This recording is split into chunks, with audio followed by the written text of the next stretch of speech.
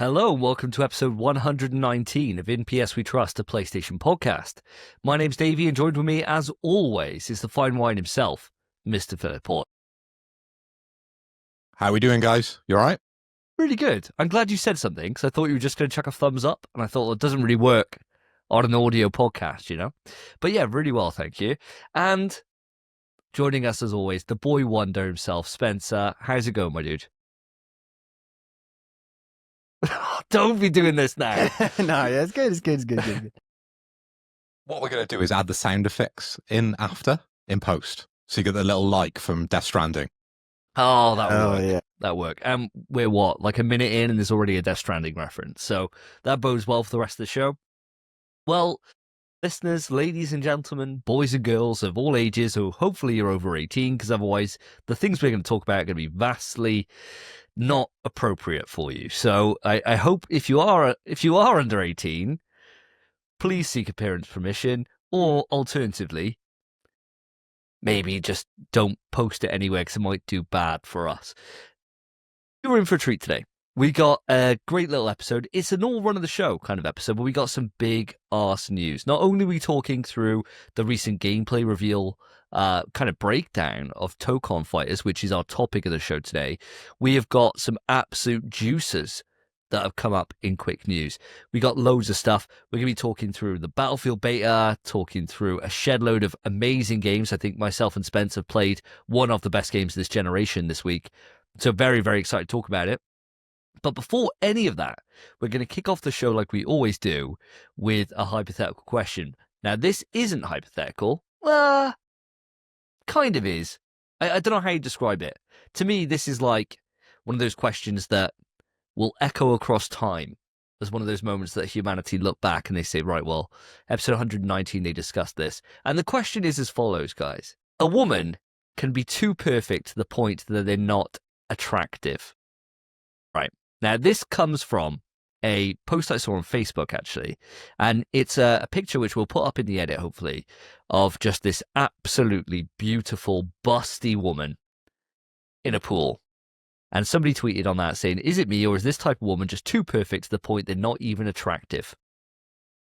And that's our question. Is that a thing? Is there women that are too beautiful?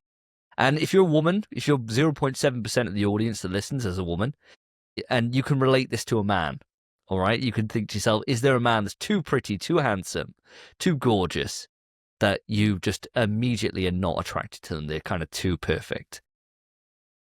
Spence, I'm going to come to you first on this. I want your take on this. Of course you'd come to me first, mate. I think not a chance, mate. I think perfection is always attractive, surely. But I understand there are, there's attractiveness in people's imperfections too. So, that's a bit of a thing. You know when you just say words and nothing kind of comes from it? That's exactly what you're giving us there. I like women that are super attractive, and when they're not attractive and they're not perfect, I also like them as well. Am I wrong? No, am I wrong? No. What I'll say is my missus is perfect, and I find her very attractive. Does she listen to the show, Spence? She does. Ah, there you go. There you go. She's the 0.7. All right.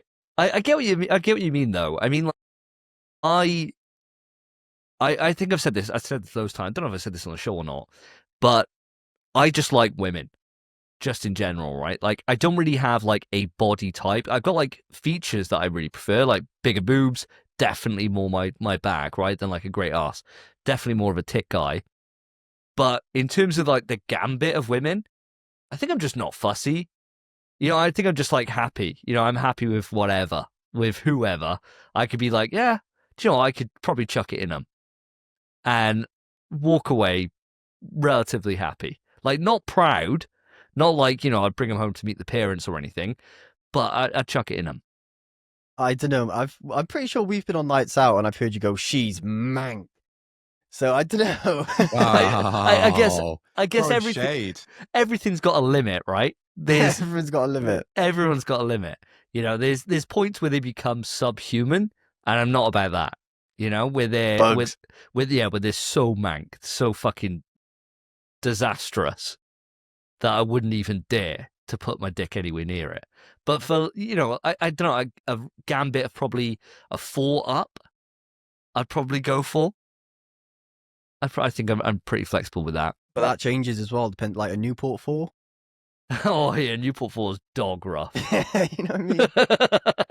That's true. I suppose it depends on the locale where you are.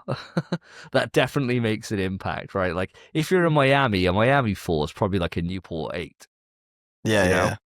So I suppose that does come into it. But for me, I'm just going to go straight in on this. I think this is true. I vibe with this. I've been in many a place where I've seen like a absolutely fucking gorgeous woman and not a thought in my head has been like, I'm going to go chat to him or try. Like not even a point where you're like, oh, they're really pretty, but it doesn't go any further than that. I'm like, no, they're like so hot. It's like on Instagram models and stuff.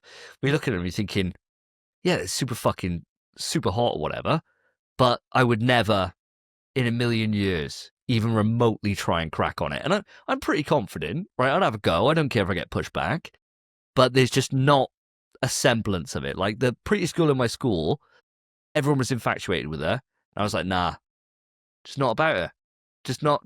So like it's like as if a defense mechanism where your brain's like, you got no fucking That's hope what here. it is. There you go. Yeah, that's what it is, mate. It's not Maybe. you're not like, oh, she's so perfect, I don't even want that. It's like you want it. It's just your body's telling you, mate, no chance. Yeah, but isn't that weird? Is that a weird thing, or does that happen to you guys as well? That's quite a defeatist kind of mentality, really, because you've already said to yourself it isn't going to happen before trying. Now, you said you're pretty confident, and I've seen you crack on to girls that are outside your league, but I wouldn't be the guy to tell you.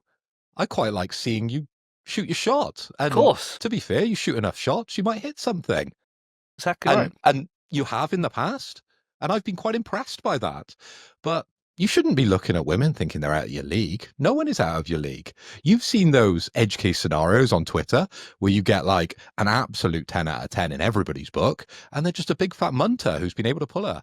He's just gone over, he's just a little bit funny. He suckered her in. I guess so. I think, and I don't mean this to be like a breakdown of my fucking psyche here or anything, but I think this is just like it's not something I think about. It's just something where I look at them and I won't really like look again kind of thing. Because they're just, I'm like, nah. Not looking again is crazy. I'm just like, nah, I'm fucking done here. It's like, Nah, I'm just like, yeah, they're all right. And then just look elsewhere, even though they might be the hottest bird in the bar. And I'd be like, no, I'll go for someone more realistic. I'll go for just someone else. The six. I don't know why. I'm not. It's not like a thing where I'm like consciously thinking about it. It's just like a hard stop where it's like, too hot, right? And I asked the missus about this because I was like, is this? And it's a delicate thing to bring up with your girlfriend, as you can imagine. I was going to say, yeah, man. It's a very difficult thing to bring up, but I did. I was brave, took one for the team, and I was like, "Is this a thing for women?" And she was like, "Yeah, well, kinda." She was like, "Sometimes you can see a guy that's like just seems absolutely perfect, but then you're thinking, I bet he's a bit of a prick, or I bet he's something else." And I was like, "Oh, well, that kind of thing happens with guys where you see like a beautiful woman, and generally 9 times out of 10 they're a bit of a cunt." Right? They seem to go hand in hand. That you get that thing where they're just a bit of a dick, and then it's really alarming when you meet one that's just genuinely nice, and they're a lovely person. You're like, oh my god, this is the fucking dream come true here, the true package. And then turn off and don't look again because they're too perfect. That wouldn't happen. We have said that in the past, haven't we, Davey? When we've been out on a night out after a couple of beers, and we're kind of talking about this subject in passing. And we said that most 10 out of 10s, when you speak to them, they're just arseholes. Yeah. Because they're so used to be put on a pedestal. So they're so used to kind of, all their needs being taken care of and people really just like bowing down to their every will. But now and again, you do meet the nice one that is a 10 out of 10. So they are out there, but they probably quickly become the arsehole because you treat them very differently because of the way they look. Quite a heavy subject for the start of this podcast, I must admit. It is. To be fair, there's 3 lovely 10 out of 10s on this show. So they're not impossible to find. You know? Or two, I say. I can't say me. That's egotistical as fuck. There's two No, you lovely 10 out of 10s on the can. show. I can't say three. That's crazy. You can. He's rating himself. Yeah, You yeah, can, that's peak. definitely. But Phil, I wouldn't mind getting your opinion on this. So Spence definitely saying that no, it doesn't exist. Everyone's fucking, you can go for them. And I'm like, very much got that kind of mental block. Where do you kind of lie on this? Well, I agree with Spencer on this one. I don't think it exists, but I've studied that post that you put into the Word document throughout my day today because I flicked up the doc a little earlier. As you know, I like to do a little research before the show, make sure all my ducks are in a row. And suddenly I'm greeted with a lady in a bikini in a pool.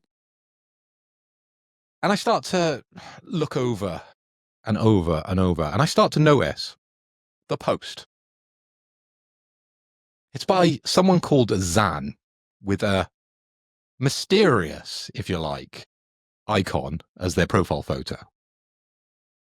Now, as soon as someone comments on one of our YouTube videos and I see that, it's like a red flag to a bull.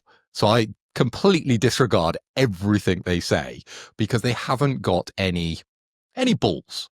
They won't put their name out and put their name to what their statement is. They like to hide behind a curtain, if you like. They like to say mean things and disappear without any repercussion. And I think Zan, he's a coward.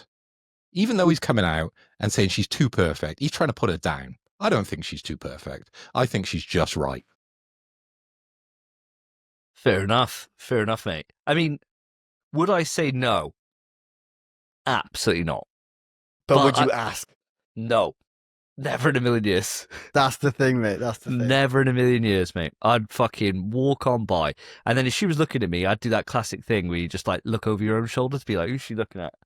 You know? Like, fucking ain't me. I'd be like, oh, something about that.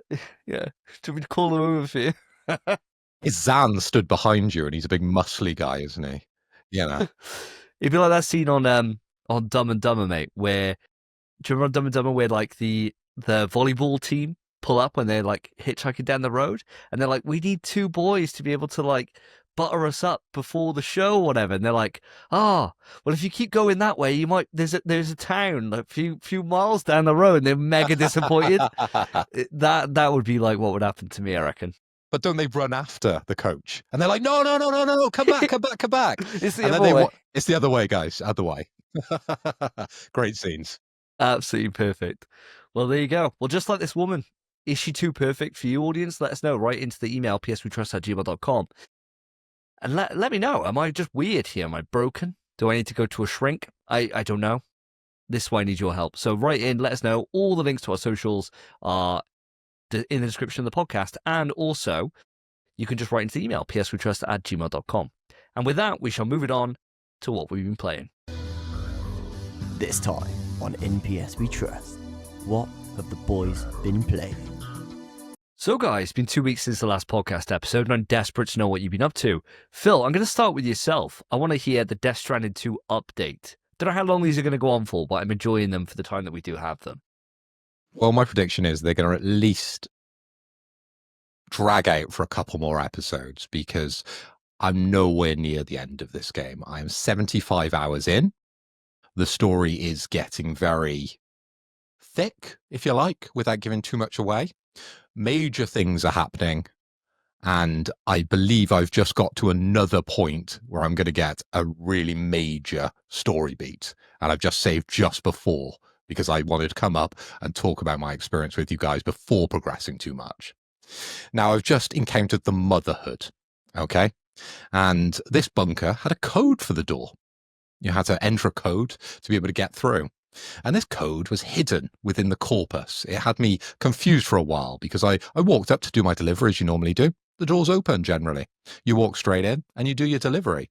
This one with the Motherhood, locked. So little tip for everybody, make sure you listen to the orders when you take them, because this one requires a code and it's in your corpus. So that'll save you a little bit of panic when you're searching around for a code outside and you're trying to piece together things because you've played Hideo Kojima games before and you're like, well, the sun is setting over there. There is like a windmill to the east. This must mean 7 or 8. I don't know. I'm just guessing at the code. No, it's just written in your corpus. So a little bit of a shortcut there. Once you get inside, you meet the doctor. And this is played by Deborah Wilson, okay? You may have seen her in some of the marketing material. She's got the hand that's like this, and then the other hand that's the same, okay? And she's affected by dooms, and she is what's known as a psychic midwife, a former Bridges employee, okay? And this doctor is known for their unique ability to examine still babies and move them to pods, okay? Doesn't give too much away, hopefully, by that statement. But it is a major character within the story. Okay. I'm up to, as I said, I'm 75 hours into this game, and I wanted to give you some tips, Davey, because you're going to be entering Death Stranding very, very soon. And I want to talk about resources. So I've just got to a part where I've built a really long road out into a desert towards a mine. And let me tell you, you need those resources. So throughout the map, there is mines which you can upgrade. But to activate these mines, you need Kyro crystals. So every Kyro crystal you come across, please pick them up. Because if you don't, you'll find yourself kind of, not hard locked, but kind of searching around and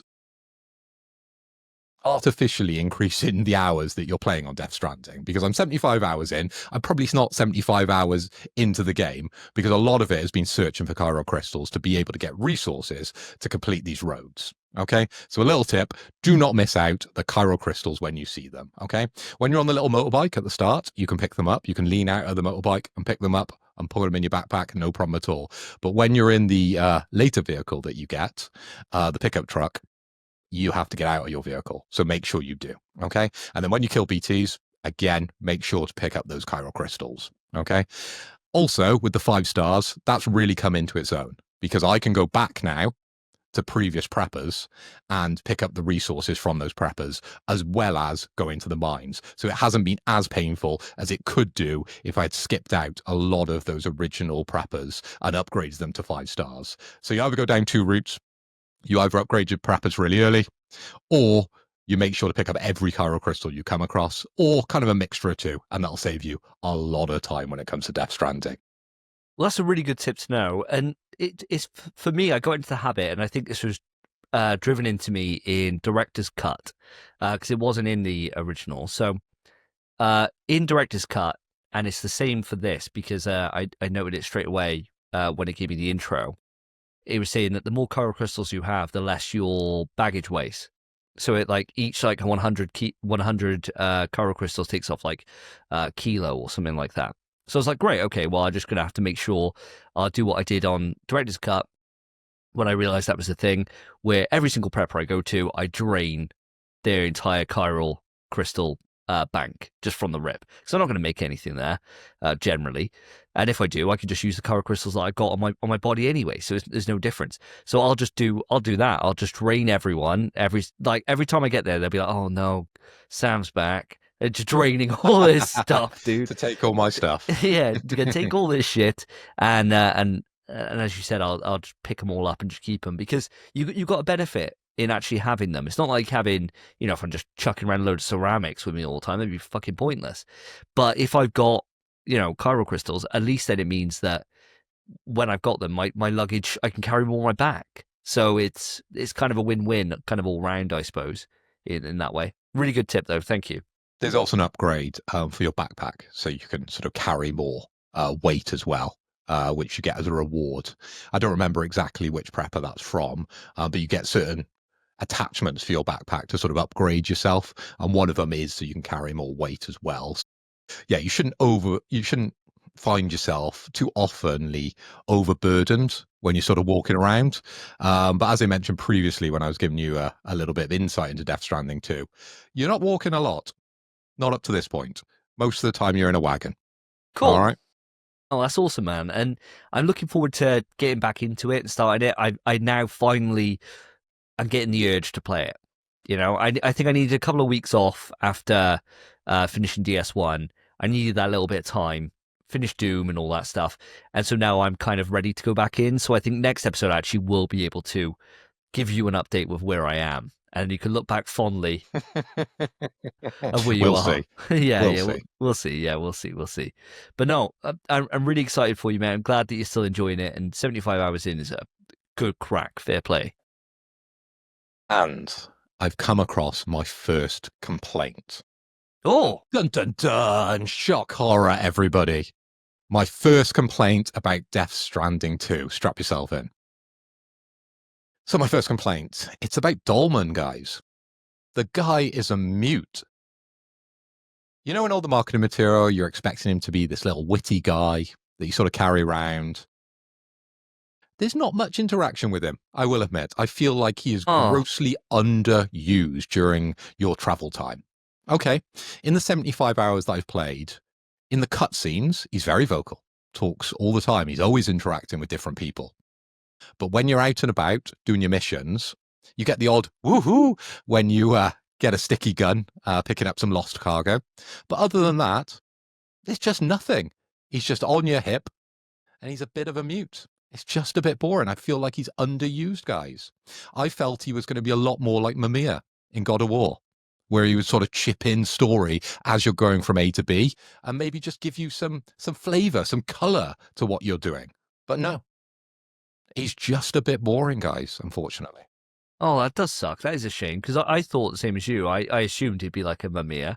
I didn't probably think to the same extent of Mimir, because it's, God of War is very much that you've got like sandbox areas, don't you? So you're in one kind of locale, you come out of there, and then you've got like open world kind of activities to do, and that's where the stories are told when you're in those parts. So I thought that might be a little bit harder to be able to translate to Death Stranding, where it's all that big open kind of world. But that is a bit of a shame. That is a shame that it's not, if there's not something there. I was just expecting more, and at the moment I'm getting very, very little. As I said, you get the odd woohoo or the odd small shorts, like kind of just to remind you he's there. Or when you load in after maybe the game's updated, he always reminds you to check your corpus so you understand what part of the story you're in. But outside that, there's just nothing. There's a lot going on in the game, admittedly. But during those long travel times, and you're in the wagon going from A to B on your long road that you've just created to go to the new desert mine, I'd like a bit of interaction. I'd like something. And it's just not there. Well, but at least you can listen to music this time. You can. Yeah. And the music is brilliant. Absolutely stunning. So, I guess there's an upside with that. To be fair as well, I think that is a damn shame, and it's a good critique. It's better than the opposite, though. Because I remember when we tried Forspoken, the gameplay was fine. It wasn't too fun. It was fine. But the thing that really made me hate that game was that her bangle talks to you and it didn't shut the fuck up. So I think him not talking at all is much better than talking all the time. But I did expect him to be a bit of a Mimir as well. So that is surprising, especially from Kojima. You'd think he'd definitely give him loads of dialogue. I'm really waiting for him to come into his own. And I thought, it's coming. Just around this next corner, I'm going to get some introduction about, the weather, for example, because that's a big thing in Death Stranding too. You've got lots of different weather effects that sort of present obstacles, if you like, when you're traveling around. I was expecting a little bit of information, maybe, of how to avoid said weather incident. Nope, nothing yet. Just nothing. Keep us posted on this. I will do. Because I wonder if the game's not thinking that you'd play it the way you are, If the game's maybe thinking, he's like 10, 15 hours in at this point, I'm a little purple with that, but yeah, I still really haven't got into... Well, I haven't gone up the mountain yet, which I hear is the sort of end, maybe third of the game, if you like. Yeah. All right. So we'll wait and see. It may well be that, he's saved till later and then he's got loads of shit to say. Maybe they're expecting, God knows. You just never know, do you? Hope for the best, mate. Hope for the best still.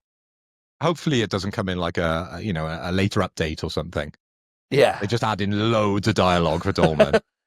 Yeah, loads. And I'm here saying, like, Jesus Christ, this doll man done shut up, bro. Yeah, they're just chucking him because you can Yeah. chuck him to like scout out different areas. And of course, you get interactions when you like use him in that sense. But I'm just talking about when you're just traveling from A to B and he's just on your hip. It's just wasted, I feel, at the moment. Well, to be fair, that being the only critique for a 75-hour experience is pretty damn good, right? Like, let's put it into perspective. That's freaking awesome. So, yeah, I'm really looking forward to diving into this. I really am.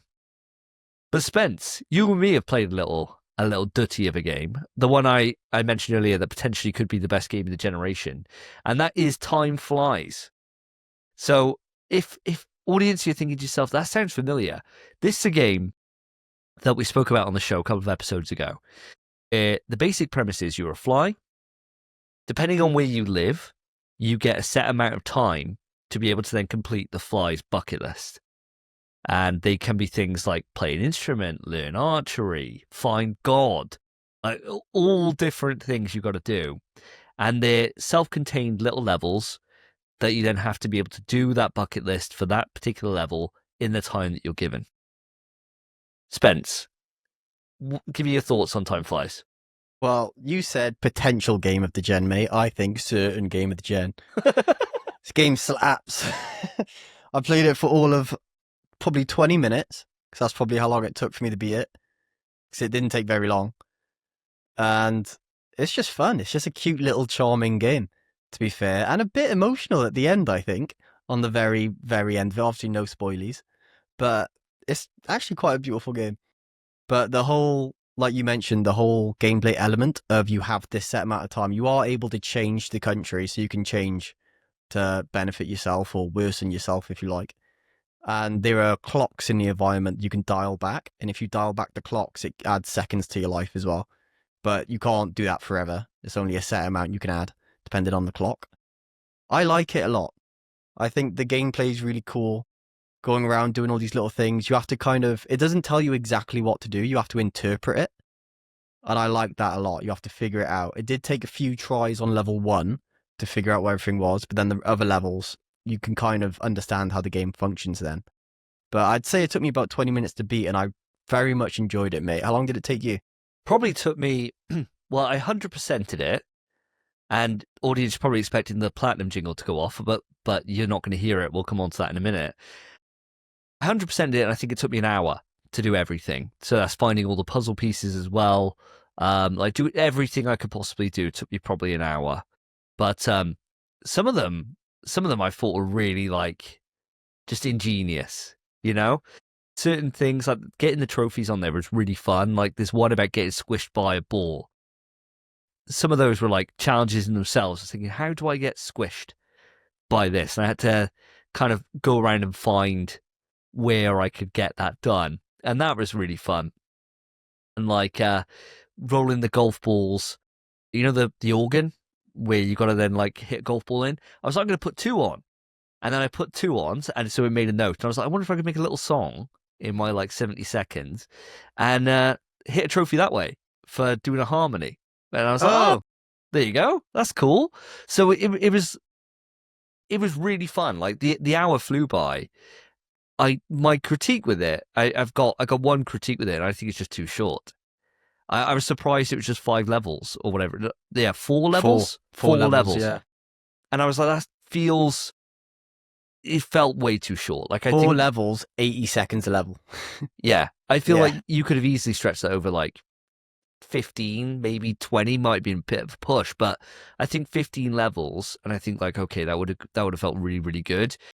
Or they just feel like, oh, it's over. And it's quite nice in a way to have a game that is that short and just that, like the premise of it being so good that it just carries through and those levels are great, right? I got no critiques of any of the levels whatsoever or any of the gameplay. But for the price of like 10 quid, 4 levels did feel a bit much. I really wish there was just more. Or if like the developer, because I tweeted him after trying to get him on the show and he didn't even respond, so cheers. Or if it was a case that he had tweeted out being like, we're going to be adding free DLC to this. That's what I was thinking as well. Yeah, but nothing. There's been no word of anything. So to me, Well- it feels very steep for the price, I think. Have you looked into that developer's last few games? No, I haven't at all. I didn't realize until I saw a poster in one of the levels of Time Flies. But one of his old games I've seen before as well. I think I watched a playthrough on, and all of his games are kind of like that, where they're a bit weird, a cool, interesting idea, meant to kind of confuse you, but they're all short experiences. And that's kind of everything he does. So I don't know if he is just going to leave it, but this seems to be the biggest game they've made. It is pretty fucking cool. And it is something, Phil, honestly, if we get it free on like PlayStation Plus or something, or extra in the future, I'd highly recommend you give it a go. It's really fun. I think for the audience's sake, I honestly, as much as I enjoy it, it's not worth 10 quid, I don't think. I think it's probably worth about 4. I think for like 4 quid, Pound you'd a be level. like, yeah, I think you'd be like, yeah, that was good value for money. But for 10, it feels a bit much for what is such a short experience. I'm assuming this type of game would work pretty well on the Portal. I've got a kind of thirst for my Portal at the moment. Something I didn't mention with Death Stranding, some of the time that I've been playing, I was actually playing at my parents' house on the Portal, and Death Stranding 2 works perfectly. It is the type of game that functions really well on the Portal, because I wasn't doing any combat during that time. I was just traveling from A to B, doing my deliveries and, researching some of the story aspects of the game. So that worked really well on the Portal. But time flies. I'm assuming that just is flawless on the Portal, right? Yeah, it would be. It would be. I mean, I played it all on the base PS5 because my Portal's at Karen's and she's been at mine for the last month. But yeah, it would be. It's a perfect Portal game. To be fair, I think it's a perfect game for any time of year. I think any destination, any time with the family, with the friends, you can have a great time with Time Flies. But wait till it's on sale. Yeah, absolutely. I think you'd be disappointed if you took your Portal. I don't know how well Portals work on flights. I can't imagine very well. They don't. Oh, well, on a train or something. Train or a bus. Nope. What? No Wi-Fi on trains? Well, not good enough. And buses, same. This is the thing, mate. When you were saying before, when me and Phil were complaining about the problems with the Portal, you're like, it'd be fine. No, it's not. It doesn't work in all the places you want it to work. It doesn't work. It works in hotel rooms, and I've found that pretty good. So when I've been traveling with work, I'll take my Portal, but I wouldn't play it on the plane. I wouldn't play it in the taxi. I wouldn't play it, walking from A to B. I would play it on a static internet connection at a hotel, or I would play on my mobile phone, and that's okay, but depending on the area. So if you're still, it's generally better.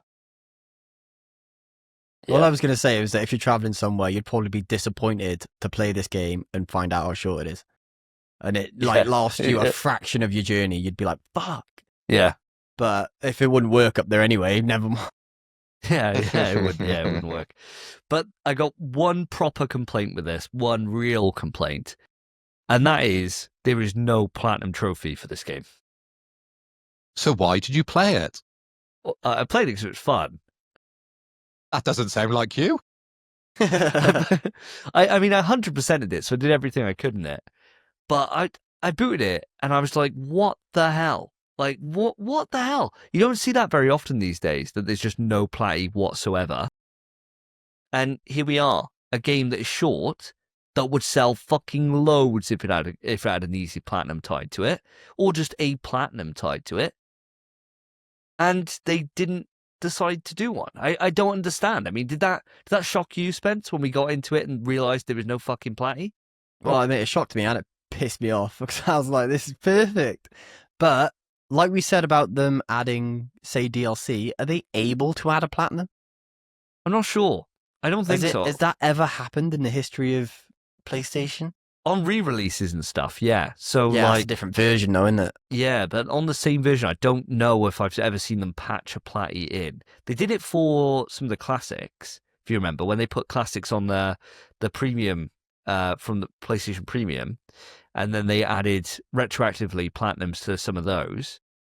But that was like Insomniac kind of starting that whole trail. But you wouldn't get them for your save data, would you? You would have to replay the game to be able to achieve those. It depends. Sometimes you can have an Trophy. auto plat, can't I think you? it'd auto plat. Yeah, I think it'd Really? auto plat. Yeah, Yeah, I imagine it would. Just auto plat. because you can't. I think it would either auto plat or you could never get that platinum. I think if you've already got all the other trophies, it would either automatically go off as soon as you boot the game, or just when they add the platinum. Or I don't think, because there would never be like a register for you getting the last trophy. I So I mean dunno. more if the trophies get patched all as a bunch. You would have to replay the game to achieve all the trophies and then get the platinum. Not that you've got 100% of the trophies, but the platinum doesn't exist until later on. Yeah, I can get what you're saying. Then it would auto-plat, wouldn't it? Because you've already got 100%. Yeah. I imagine it would be like, you know, when you buy like the remastered version of Last of Us or something, or Last of Us 2 is a better example, and you just put it in and straight away you get a plat because you got a plat on the PS4 version. I imagine it would be like that, but I would be amazed if this got patched with a platinum. I honestly, I think the developers just fucking shit the bed on this. I think it was just a total oversight on their part, because I can just imagine PS Trophies, the guys who are just in there looking for games to up their platinum numbers. You're going to get a shed load of sales from that, even if it is from a very niche audience. But this game's niche as hell anyway. Davey, you're just taking it out on him because he didn't reply to your tweet. Fuming. You just start to put him on blast. You're just like, right, you didn't reply to me. I've got a podcast. I've got a pedestal, or I'm going to rinse you. I like his game. Just make it longer and put a platinum in. To be fair to him for the platinum thing, I think this is his first, or their first. I don't know if it's one bloke. I think it's one bloke. I'm pretty sure it's his first release on PlayStation. Pretty sure all the other ones were just Steam. So there's no platinum on Steam. So he probably just thought not do it. Yeah, I dunno. maybe. Probably just one of those things he just didn't enter his head. Probably too busy flying around, thinking of level 5s that never happened, and then just the platinum slipped his mind. But it's a damn shame. So audience, the moral of the story is buy these little games, give them a go, but Playing about their price after. complain about the price after, and the fact there's no platinums. That's the moral. But moving on, I got one final thing I want to talk about, and that is Battlefield 6. So the beta has been going on for a couple of days. We're recording on the Friday, so it's the last day of the early access for the Battlefield beta. It goes into open access tomorrow.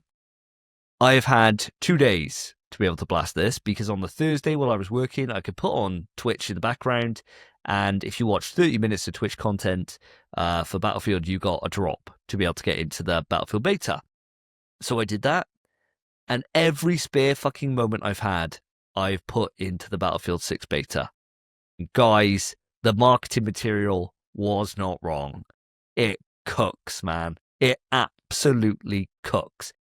I haven't tried all the modes, but the modes I've tried so far are domination, so just like Call of Duty kind of domination, so 10-player maps, very small, classic domination. I've been playing King of the Hill, which is my favorite game mode so far, and that is like, I think it's called. I'm trying to think of what the equivalent's called. You probably know what the equivalent's called in COD. Spence, it's called It's either Headquarters. Control or Headquarters is one of them. Yeah. And so it's basically where you got one objective, which then activates for like a minute and a half. A team needs to control it. If they're in that zone, they get points. And then it like moves from that and goes to a different zone. And so it just basically condenses the fighting to around that area of the map for a certain period of time. COD been doing it for a long time. It may be an old Battlefield mode. I don't know. I can't remember it being one. But either way, I've been really, really enjoying that. And the entirety of my time with it, I spent as the support class, as the medic. All I can tell you guys is that in the small modes, where people respawn quickly, nobody waits for a fucking medic to revive them. No one.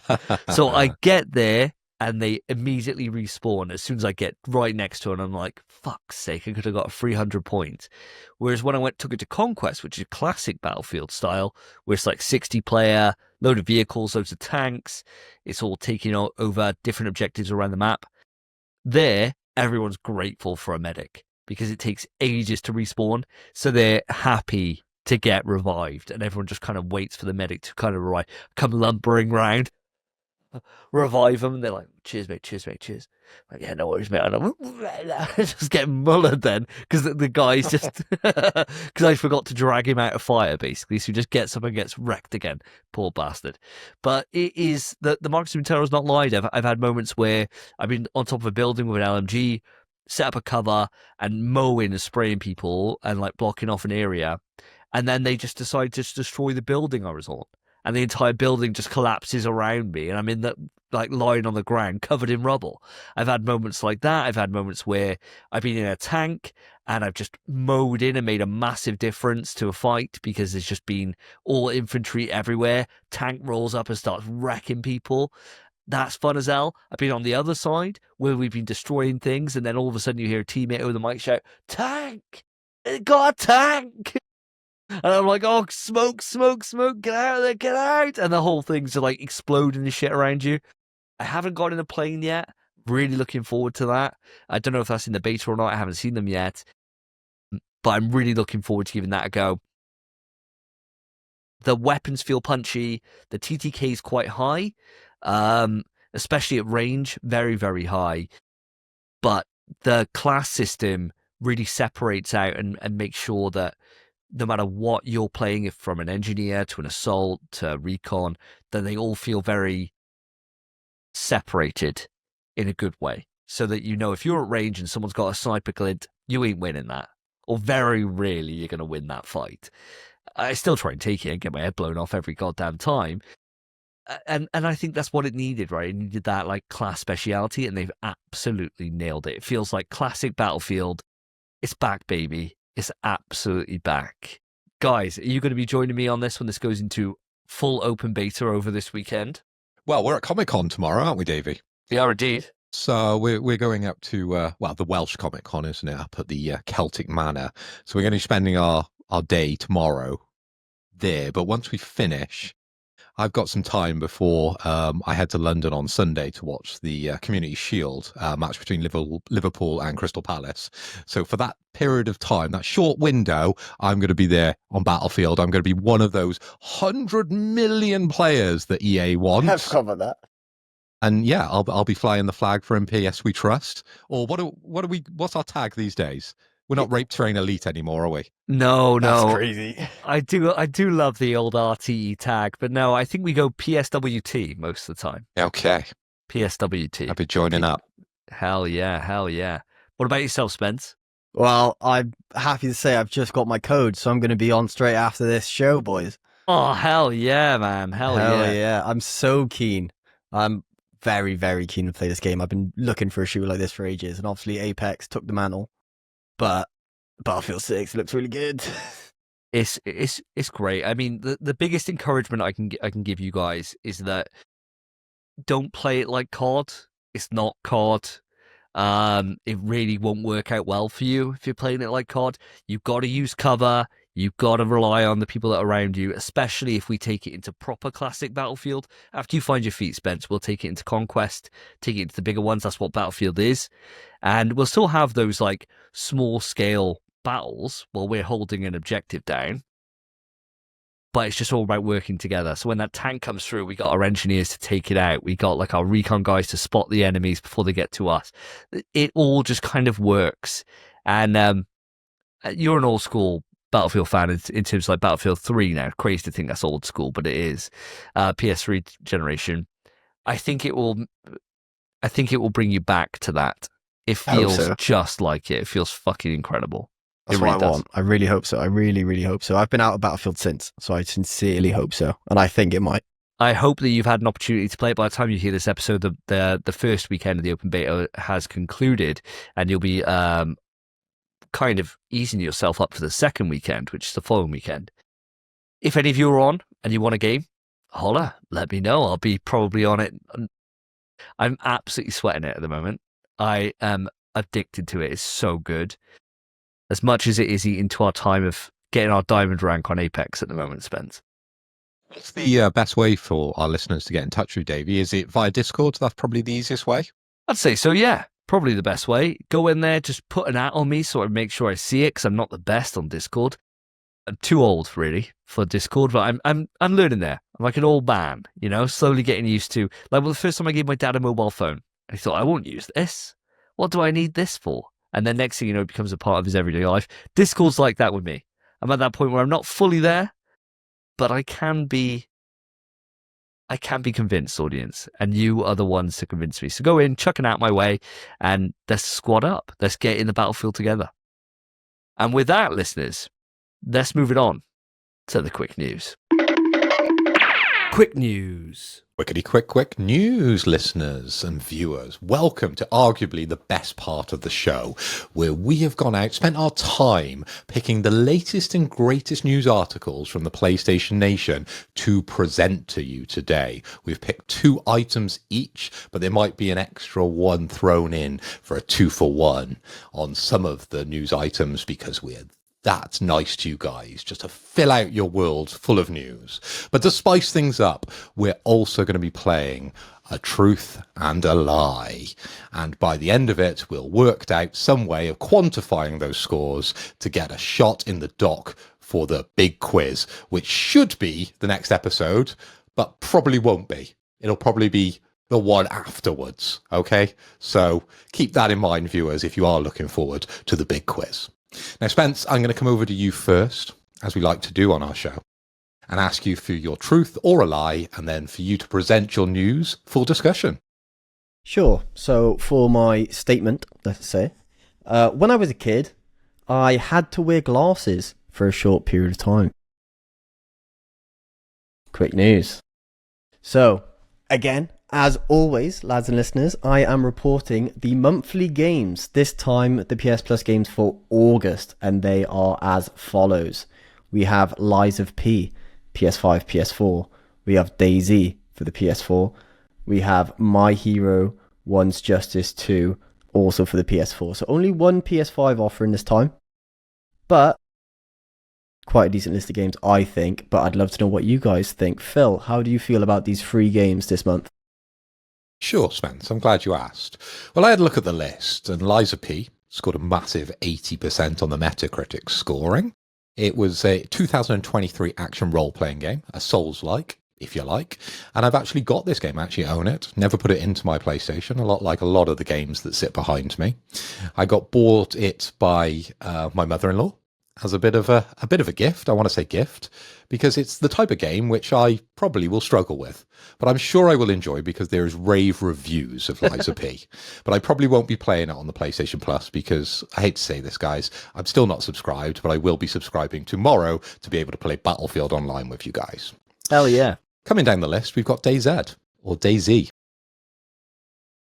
This scored a massive 31 on Metacritic.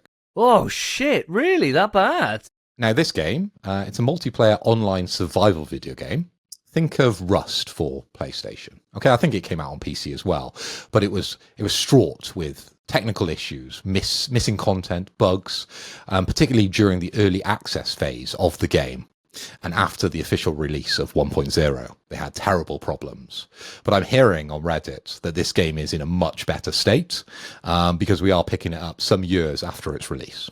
So that 31% Metacritic doesn't accurately represent DayZ, okay? But I do think it would be worth a look. I do think it would be a lot of fun for us to play. And then last one on the list is My Hero 1's Justice 2. This scored 68% on Metacritic. This is a My Hero Academia fighting game, apparently. Not for me. So back to DayZ. I think that would be the one out of the offering for us to play as a team on a Thursday night. As I said, I already own Lies of P, so I've got the disc, so I can play that at any point. The My Hero one, never even watched the anime, so that's a bit of a skip for me. That's my little review, Spence. Fair enough, fair enough. Tell you what, not a single surprise in that review. Not a one. Davey, mate, how do you feel about it? Do you know what? I think this is a pretty good list. I mean, for me personally, I've already platinumed Lies of P, but I did that because you bought the game, and so I was able then to game share and get it that way. And so when it came to the DLC coming out, or that is already out now, I was thinking, I got to buy the game. Probably just have it myself, so I don't have to, go on and play up, do all the stuff we have to do for game sharing. But now I don't have to. So this is absolutely fantastic. So this is great news for me. Even though I've played the game and I can't imagine myself going back anytime soon, I probably would go back in a couple of years' time, like I do with a lot of Souls games. Just boot them up just when I want to, because it is absolutely fantastic. And I cringed when you read out that Metacritic of 80, because it definitely does not deserve that. It deserves way higher. It's an absolute travesty how it only got an 80. I honestly don't understand what fucking crack they were smoking at the time when they were dishing out those review scores, because it deserves far more than that. It's absolutely fantastic. So yeah, I'm really, really happy with that being there. DayZ, I think I'll leave. Nothing about it really appealing to me. I do like a kind of survival game, and playing one with you guys would be a bit fun. So maybe it would be worth checking out, giving it an hour or so. But I think when we got like other multiplayer games, like what was that one, that like agent one that we were talking about in the last episode, where like that kind of pandemic-y one where you're like scientists, and we got to get to that at some point, right? Like that came onto the extra service last month. Abiotic. That's the one. Abiotic factor. There we go. Yes, Abiotic Factor. Like I've downloaded that ready to go. That's like the Thursday night game that I'm looking forward to playing with you guys. I think DayZ would be one of those ones that I'd end up redeeming, sitting on there. I know I've always got it, but we never get to. And I think it's going to be one of those. The game I actually do want to check out is My Heroes 1's Justice 2. Right? Like, I love My Hero Academia. I think it's absolutely fantastic. And when it's free, why not? Right? Like, I've been playing Dragon Ball games since the crack of time, right? And I've gone through some shit ones, I've gone through some great ones. Mostly great, to be fair. I've never tried any of the other anime games. Like, ever. I just, for some reason, I don't know why. But like, I've seen the Bleach fighters and like Naruto and all that shit, and I'd be like, no, it's gonna be a load of bollocks. Dragon Ball, I'm like, yeah, it's gonna be great, right? I don't know why I have this thing.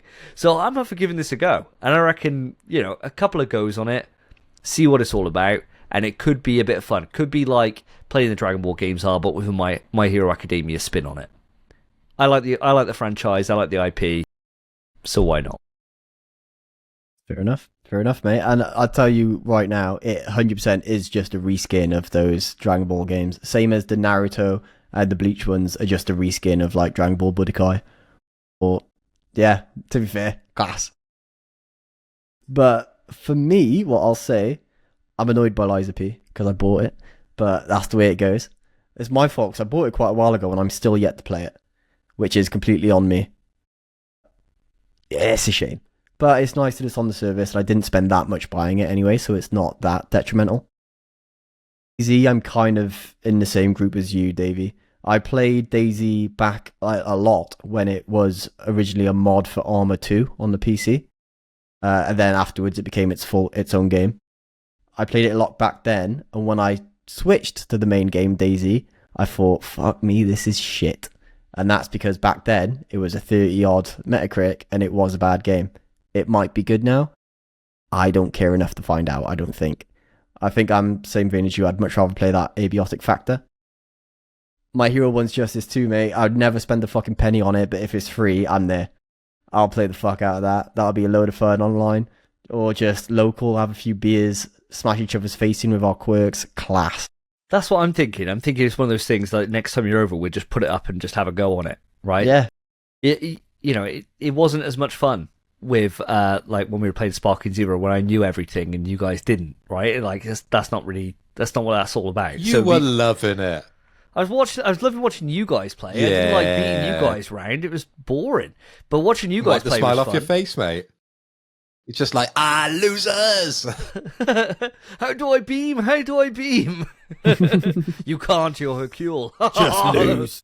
But yeah, I reckon that's exactly what it's for. My Heroes 1 Justice, definitely one of those things when we're local, we'll just have a play on it.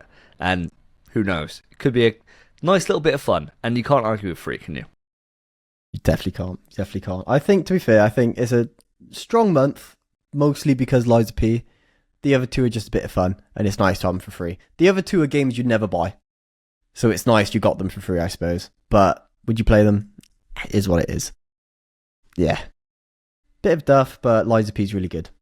So I think pretty good. And little thing to add, this also new PlayStation 15th anniversary avatars, featuring fan favourite titles like Cyberpunk 2077, Hogwarts Legacy, Diablo 4, God of War Ragnarok, and Twisted Metal, all at no additional cost. Ooh, I didn't realise there was rag ones on there. I'll have to have a look. Apparently so. That's a little bit of extra news. So there we have it. But moving on, round 2, I believe yourself, Davey, give us your statement. I never have been able to do a backwards roll. That's Loser. crazy. I hope this is true. I hope that's true. That's so funny. You know, he's definitely just seen like one of the kids do a backwards roll and he's thought, fuck. Fuck's sake.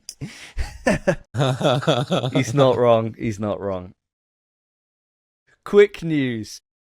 So here's a bit of news that I never thought I'd be reading, because you know we were saying only a couple of episodes ago when we were saying about EA and Battlefield, right? And we were saying about like 100 million players, and we're saying there's no way EA have fallen into their old traps again, right? Where they're overestimating things and coming up with like harebrained schemes. Well, it seems like Warner Bros. No fucking limits to how harebrained their fucking schemes are, because they have announced that Warner Bros. Games Montreal is working on a AAA live service title based on DC Comics. Now, need I remind you, their last jaunt into this was Suicide Squad Kill the Justice League, which myself and Spencer went and visited and realised that, yeah, it sucks ass. But they're having another crack at it. Phil, how does this news take you? Well, I was as surprised as you, Davey, but practice makes perfect. They might have thought, let's just have another go. Because you've got to fail to become better, haven't you? To learn from your mistakes. So if they're going to do this, all power to them. And I'll be interested to follow along, and I'll be pointing fun at them when it comes in at a 31% Metacritic score again. But Davey, all we want from DC Comics is a single-player Batman game, don't we? Screw all this live service, online multiplayer bullshit. We just want to go back to the origin and play as Bat. It's mental to me, right, that this same company, where they put out an announcement only a few months ago, being like, we're consolidating what we do to focusing on our key brands, DC, Mortal Kombat, Harry Potter, Game of Thrones, all this shit, right? And they're like, we're going to learn from that. Next thing they know, they cancel the fucking Wonder Woman game in development. Just gone. Single player Wonder Woman game, which apparently was in troubled development, but was showing some progress, right? Gone. No longer happening. That IP fucking binned off. And then they just think, do you know what? Instead of making a Green Lantern game, which I think would relate so really fucking well to video games, Green Lantern would be great to do, and you could be so... It would just fucking print money, I think, that, because you could just, sure, you got flight on there, but you've got a way to depower him because the ring's got a limited use, right, before it runs out of battery. You can make constructs with it, which could be like, the more you kind of learn how to harness the power of being a Green Lantern, the more imaginative and the more willpower you can use. So you could see how you could put it into like a skill tree. All that shit, easy character to do, he is. Super easy. Flash would be fun as hell to do, but I think a little bit more challenging. Wonder Woman would be piss easy to do. And they're like, nah, let's have another go at something that nobody liked last time. And buy our best studio that makes DC products. And they fucking fumbled the bag on it. Let's try again with Warner Bros. Games Montreal. Like, what the fuck are they thinking, man? Like, it's just absolute ludicrous. I mean, Spence... Come on, man. What do you think about this? I'm quite optimistic about it, mate. Shut up. I am. Because, right, Suicide Squad was absolutely abhorrent. It was terrible. But there was glimmers of light in there. Glimmers of hope. The cutscenes were hilarious. The character designs were good. The graphics were good. It's just the gameplay was naff. And the ending of the story was naff. You could tell when they ran out of time. But Suicide Squad was never meant to be a live service game. That game had a proper troubled development the entire way through. It switched genres like 6 times. If this is a AAA live service game from the rip, and they have all that time to make it that, I think it could be quite good. Oh, Spence, I love your optimism. Do you know what the last game they made? And this will haunt you now, and you'll think, actually, dial it back. The last game Warner Bros. Montreal made was another live service game. Do you remember a little dutty called Gotham Knights? I knew you'd say Gotham Knights. Yeah, I knew you'd say that. Yeah. Fucking hell, man. Like, they had a crack and it was shit. There are people, there's a niche group of people who love that game. Oh, mate, but people like all bollocks games. No, yeah, I understand. But I think they've, dipped their toes in the water. Gotham Knights sure was a bit naff, mostly just because it felt like the gameplay. There was no punch to the gameplay. It felt naff. But I think the story, a lot of people compliment the story on it sometimes. True, yeah, it was the adaptation of the Court of Owls from the New 52 Batman. Great fucking graphic novel. Highly recommend that to anybody who wants to pick up a Batman comic.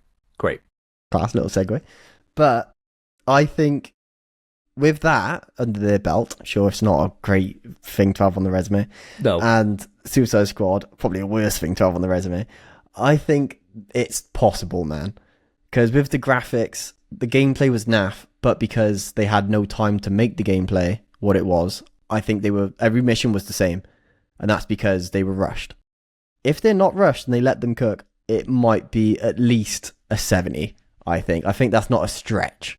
70. 70, Triple A 70. Oh. Well, what's Gotham Knights and what's freaking Suicide Squad, man? Oh, What they get? yeah. Probably 60s. And even if it's not a good game, you know how much money live service games make. So Warner Brothers are going to be happy either way, right? This is the thing. Like, at what point... They must have a culture where people just cannot say anything to the execs. It must be that kind of culture. Because surely somebody would be like, excuse me, I don't think this is a good idea. You're fired! Yeah. Like, surely, the crazy thing is, right, like, they had a stakeholder conference. I was listening to someone talk about this on YouTube the other day. And they were saying about how the Harry Potter game that they did, that single-player Harry Potter... game. No, Hogwarts Legacy. Hogwarts Legacy, that's the one. They were saying that was the most successful game that they'd made, right, in Warner Bros. Like, it just made fucking bank. And, shock horror, it was a single-player game that was just really well made, right? And instead of taking the lesson from that, being like, hold on, we had loads of success with the Batman trilogy and Origins. We had loads of success with that. We had success with Hogwarts. They then just say, nah, let's do live service again. Why don't they do live service Harry Potter? Like, surely that makes a little bit of sense. A lot It'd more make sense. a killing, yeah. Because obviously we're saying the Hogwarts Legacy was a single-player good game. That's not why it sold. It sold because it's Harry Potter. There were women going out and buying PS5s for Hogwarts Legacy, like loads of them. To be fair, did you see Quidditch Champions move the needle? Yeah, but that wasn't like... That didn't even get marketed, though. How's any woman ever going to see that game exists? I guess. I mean, if they did, they'd be solely... Hogwarts Legacy got marketed to shit, mate. And it was just marketed, you can be in Hogwarts. That was the game. And that's it. That's all they had to say. And people bought PS5s for it, mate. People who weren't gamers are now gamers because of it. When you say women, you mean biological women as well. We need to make that distinction. They were the ones that went out and bought Harry Potter, weren't they? No comment, but I'm sure. J.K. Rowling would have personally come around and beaten them to death with the PS5 otherwise. So, yeah, that's true. So yeah, it had to be. The rest of them are gone because J.K.'s been... She hasn't been writing books. She's been going around beating trans people to death. She's been on Twitter, just letting it fly. Yeah. So it's ludicrous, the shit she comes out with, bro. That timeline, Andrew Tate, J.K. Rowling, you've got it all. It's brilliant. As soon as you go into Donald Trump. As soon as you as soon as you interact with any of those, and the algorithm thinks, "Oh, we got him hook, line, and sinker with this." You start getting introduced to the rest of it. It's like getting on like the worst algorithm train ever. As soon as you start getting this couple of posts in, you just cannot interact with them, audience. Because if you do, it's game over. It's game over. It just gives you more to get outraged by. It's absolutely ludicrous. But Spence, I really admire your optimism, and I wish I could share it, mate. I really wish I could. I think for me, like, I've been burnt at this stove too many times. This is one hand that ain't going near that again. Fair. I will say, as long as it's free and it's funny, like Suicide Squad was a bad game. I didn't have a bad time. No, I had a great time with it. Great time for 90% of it, 80%, 70% of it, 70% of it, 60%. The end was shit. But it was fun, and the cutscenes were great. As long as they do that, a bit more gameplay is fine. I've pulled up the Metascores for Suicide Squad and Gotham Knights if you boys want to take any guesses. All right. I reckon Gotham Knights is worse. I reckon Gotham Knights is worse than the Justice League, than Suicide Squad, because at least Suicide Squad was good looking and it had a decent story up until the last 20%, 25%. 30%. 30%, yeah, probably. I'm going to have a guess that Gotham Knights sitting on a 56 and Suicide Squad 68. I don't know there. Game Phil? I think they're both probably higher. I think they're in the 70s. I reckon they're clear 7 out of 10 games. I remember being in CEX and I was like just browsing the games as I do before I get a haircut. And I remember this kid just going absolutely wild for Suicide because he was so bought into the IP. It doesn't matter that these games are terrible, objectively, you know, from the experts that we have in this room, but the general public that goes out and plays these type of games, they're sometimes blind to the other wealth of games that we have out here on the PlayStation. So they may look at these games and think, yeah, they're great. I really like them. So I'm thinking they probably, when they initially got released as well, because you wouldn't have got that terrible feedback from the general public, they would have got a slightly higher score. So I'm in the 70s for both of those. And I think Suicide Squad probably scored higher than the other. So I'll go 62 for Gotham Knights. Sorry, 72 for Gotham Knights. And I'll go 76 for Suicide Squad. I think they're relatively close. Well, I'll tell you what, you're both wrong in which one got the higher score. No way. Yeah, so Suicide Squad got a 60 and a 3.5 user score, which is bad. And Gotham Knights got a 67 with a 5.3 user score. Okay. Yeah, so neither of them in the 70s, but they're quite close to each other, to be fair. But Gotham Knights edges it out and has the high user score. So I think it probably is the better game. Well, but also you can currently get Gotham Knights for £11.09 and Suicide Squad £3.26. Well, I think we got Gotham Knights free on PS Plus or We're on not Extra trying a it, though. while ago. We're not. I'm never going in there. I'm never touching that. Unless the Platinum's great. Then maybe. I haven't looked. Have a look, Spence. Let me know. Is it bad? It can't be. It can't be. It can't be good. It's a live service game. If it's 3 out of 10. Okay, great start. 40 hours. Oh, fuck that now. No way. No way. There's 40 hours I could complete Death Stranding in. 40 hours and no platinum. What? I Shut think. up. No way. No. Oh, no, there is one. There is one. Oh, mate, there is one. I'll tell you what. It's got a 16.94%. Bloody hell. People who are in it love that game. Easy. The people that are playing it must love it. Fair, that's on PSN profiles, though. On PlayStation, it's probably different. Yeah, probably a little bit lower. Yeah, we ain't playing that game. No, absolutely not. Absolutely not.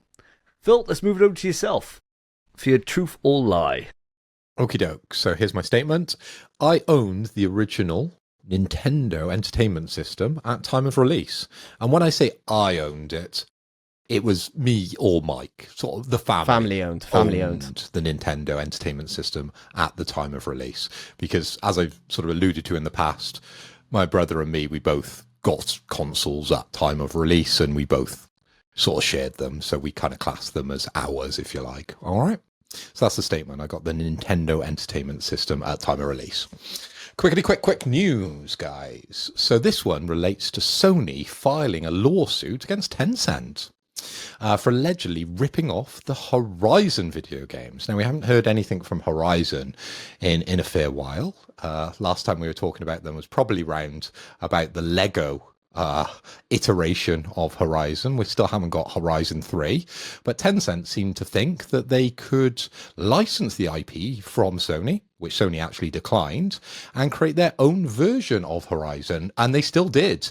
They called it Lights of Mortium, I think that's how you pronounce it, and it features identical gameplay, story themes, and artistic elements, as well as other similarities. Now, I've seen the graphics that flick up on Twitter, and they look exactly the same. That girl looks like Aloy, and there looks to be mechanical monsters walking around a rainforest. It looks exactly it looks like you've run it through ChatGPT. You know, sometimes where you put a picture in ChatGPT and you say, you know, enhance, and it starts to just tweak things a little bit. And you look a little bit younger, you get a little bit more hair, you get a little bit more muscly, and you go enhance again. And it goes a little too far, and your wrinkles are too perfect. And then suddenly you've got a helmet on that you wouldn't be wearing in a normal kind of situation, and you end up in a thumbnail on Twitter, but you look really perfect underneath that helmet. That's what's happened here with Tencent. They've run Horizon through ChatGPT, click the enhance button, and they've got Light of Mortium out the other end. And Sony ain't happy, guys. They are not. Now, I want to come over to you, Spence, first, and ask if you've seen Tencent's offering, and would you play it? Would you be interested to play it? I know you didn't play Horizon, but would this take on Horizon get you in? Well, for one, I'll say I've seen this. Yeah, I saw it and I found it fucking hilarious because the image is nuts. It's so obviously Horizon. It looks insane. It looks like concept art before the game came out from, the Horizon devs themselves. It's nuts. I can't believe it. And you nailed it with the ChatGPT thing. 100%. That's exactly what they've done. It looks crazy, man. Except I bet the girl's well hot. I bet that's the difference. Yeah. I bet that's the change. Chinese developers, isn't it? The boobs start getting a little bigger, the waist gets a little thinner. Yeah, you can change them, mate. You can probably alter them in the game. There's probably settings for it. It's crazy. It's the Stellar Blade effect, isn't it? Hell yeah, bro. Hell yeah. I will say, though, I've not played Horizon. Am I gonna play B-Tech Horizon? Not a chance, mate. Not a chance. This there's nothing to see other than the cover art, and it looks like Horizon, which I'm not a fan of. So, no way, mate. Not a chance. But it is very funny, this news. Fair enough. Now, Davey, did you see this news? And same sort of question to you. Now, you are a Horizon fan. Well, I say fan in kind of a loose term. We've both played the games. We both really like the games, but we're critics of these games because there is flaws in them. Now, do you think Tencent has improved on those flaws? Maybe we've got some water combat. Maybe you can ride some of the monsters that you see out in the wilds. Maybe they've run it through ChatGPT and they've clicked enhance in the right way. In researching this, right? Because when I saw this, when I saw the game being announced originally, I thought there's no way they don't get sued, right? It's so obvious. And I was surprised it took them such a long time to be able to get the sue in out there, and they've done it now. So well done, Sony, because this is absolutely egregious. So obviously a fake, so obviously a copy. It's nuts. The thing I take a bit of the thing I think I find a bit weird about this, and I think the thing that might actually hurt them a little bit in court, is if it ever goes to court, they'll probably just settle and cancel the game. But is when they say features identical gameplay, because actually the gameplay is quite a bit different from normal Horizon. It's not like a copy and paste of Horizon. It is different. So I think they might struggle on that. But the rest of it, story, themes, artistic elements, yeah, I think they're absolutely fucked because it does look the same. I did a bit of research on this, Phil. Guess what you can do in this that you can't do in Horizon Forbidden West? Well, it's the two things that we complained about, right? Is it water combat or is it riding the beasts? Both. Okay. So they've improved things. You can take a mount that goes underwater and use that in combat. I'm in. Sign me up. That's crazy. Take my money. You gotta hope Sony lose the lawsuit. So it's nuts, right? Like they've actually improved on my major complaint from Horizon. If they sort out the fact that the weapon scaling, the weapons don't feel useful because there's just too many of them. If they fix that, then Light and Mortium might be the Horizon I didn't know I needed. And bring her back the Tripcaster. Yeah, because in the second one they just nerfed it to hell, and it just wasn't useful. In the first one, it was the best bloody weapon in the game. It was brilliant. It was so useful to taking down those monsters. Yep. So this is what I'm hoping for, but no, I'm not going to play it. Absolutely fuck no. Not a chance in hell. But who knows? Maybe it might get a bit meta. Maybe what will happen is when Light and Mortium comes out and it's reskinned so it doesn't look like Horizon, and they can see the underwater combat, maybe Gorilla might be like, Jesus Christ, this is what we could do on the next game. And then maybe Horizon 3, I got no complaints whatsoever. That's my only hope from this entire thing. But fair play to them. I appreciate the balls on the Chinese. It's nuts. It's wild. It's nuts. It's wild, isn't it? Just just ripping someone else's homework. I like to Blatant. think, right, around the Tencent's office, they're walking around and they've just got fake everything. Yeah. You know, Yeah. they're walking into work, they got fake Louis Vuitton backpack with a fake Apple Mac inside, little fake iPhone. You know, just nothing is real out there. It's all just a little bit off. It's where they're all going around and somebody works 5 years in the company and they give them a Rolex and they're like, make sure, and they like take it. Oh, it's quite like this Rolex. Yeah. Don't worry. Don't shake it too hard. Do not get it close to water. Yeah, absolutely not. Oh man, funny. But yeah, it's wild. I'll look forward to hearing more developments on this as time goes on. I wonder what they're gonna do because I love it. I love the balls on the Chinese. I really do. I really love it. 100%. This is top of mind. So we're going to be keeping an eye on this one, listeners and viewers. We'll be reporting at every stage. And I think if it actually became a game, I would definitely pull the trigger and buy this and play it for the review if it ever come out. That would be hilarious. I think if it does come out, there's no way it's on PlayStation. Not after this. Yeah, on PC, wouldn't it? You'd have to get it on Steam Deck. Yeah. Horizon on the go. Even better. Anyway, moving on, Spence. Do you want to tell me your second truth or a lie? Sure, mate, sure. So, when I was a kid, I had a Nike tick shaved into the back of my head. Quick news. So, lads, we have a bit of Capcom news. We have two little tidbits, but I'll go through the first one first. So, Capcom have unveiled new Dino Crisis merchandise on the official Japanese website. Have you boys had a chance to see this merchandise? Have indeed. Yeah, have indeed. Yeah. What do you boys think this means? Do you think it's just merchandise being added? Or is something on the horizon? On the Tomoricum? What do you think, boys? Phil, you can take this one first if you like, as the Dino Crisis fan in the room.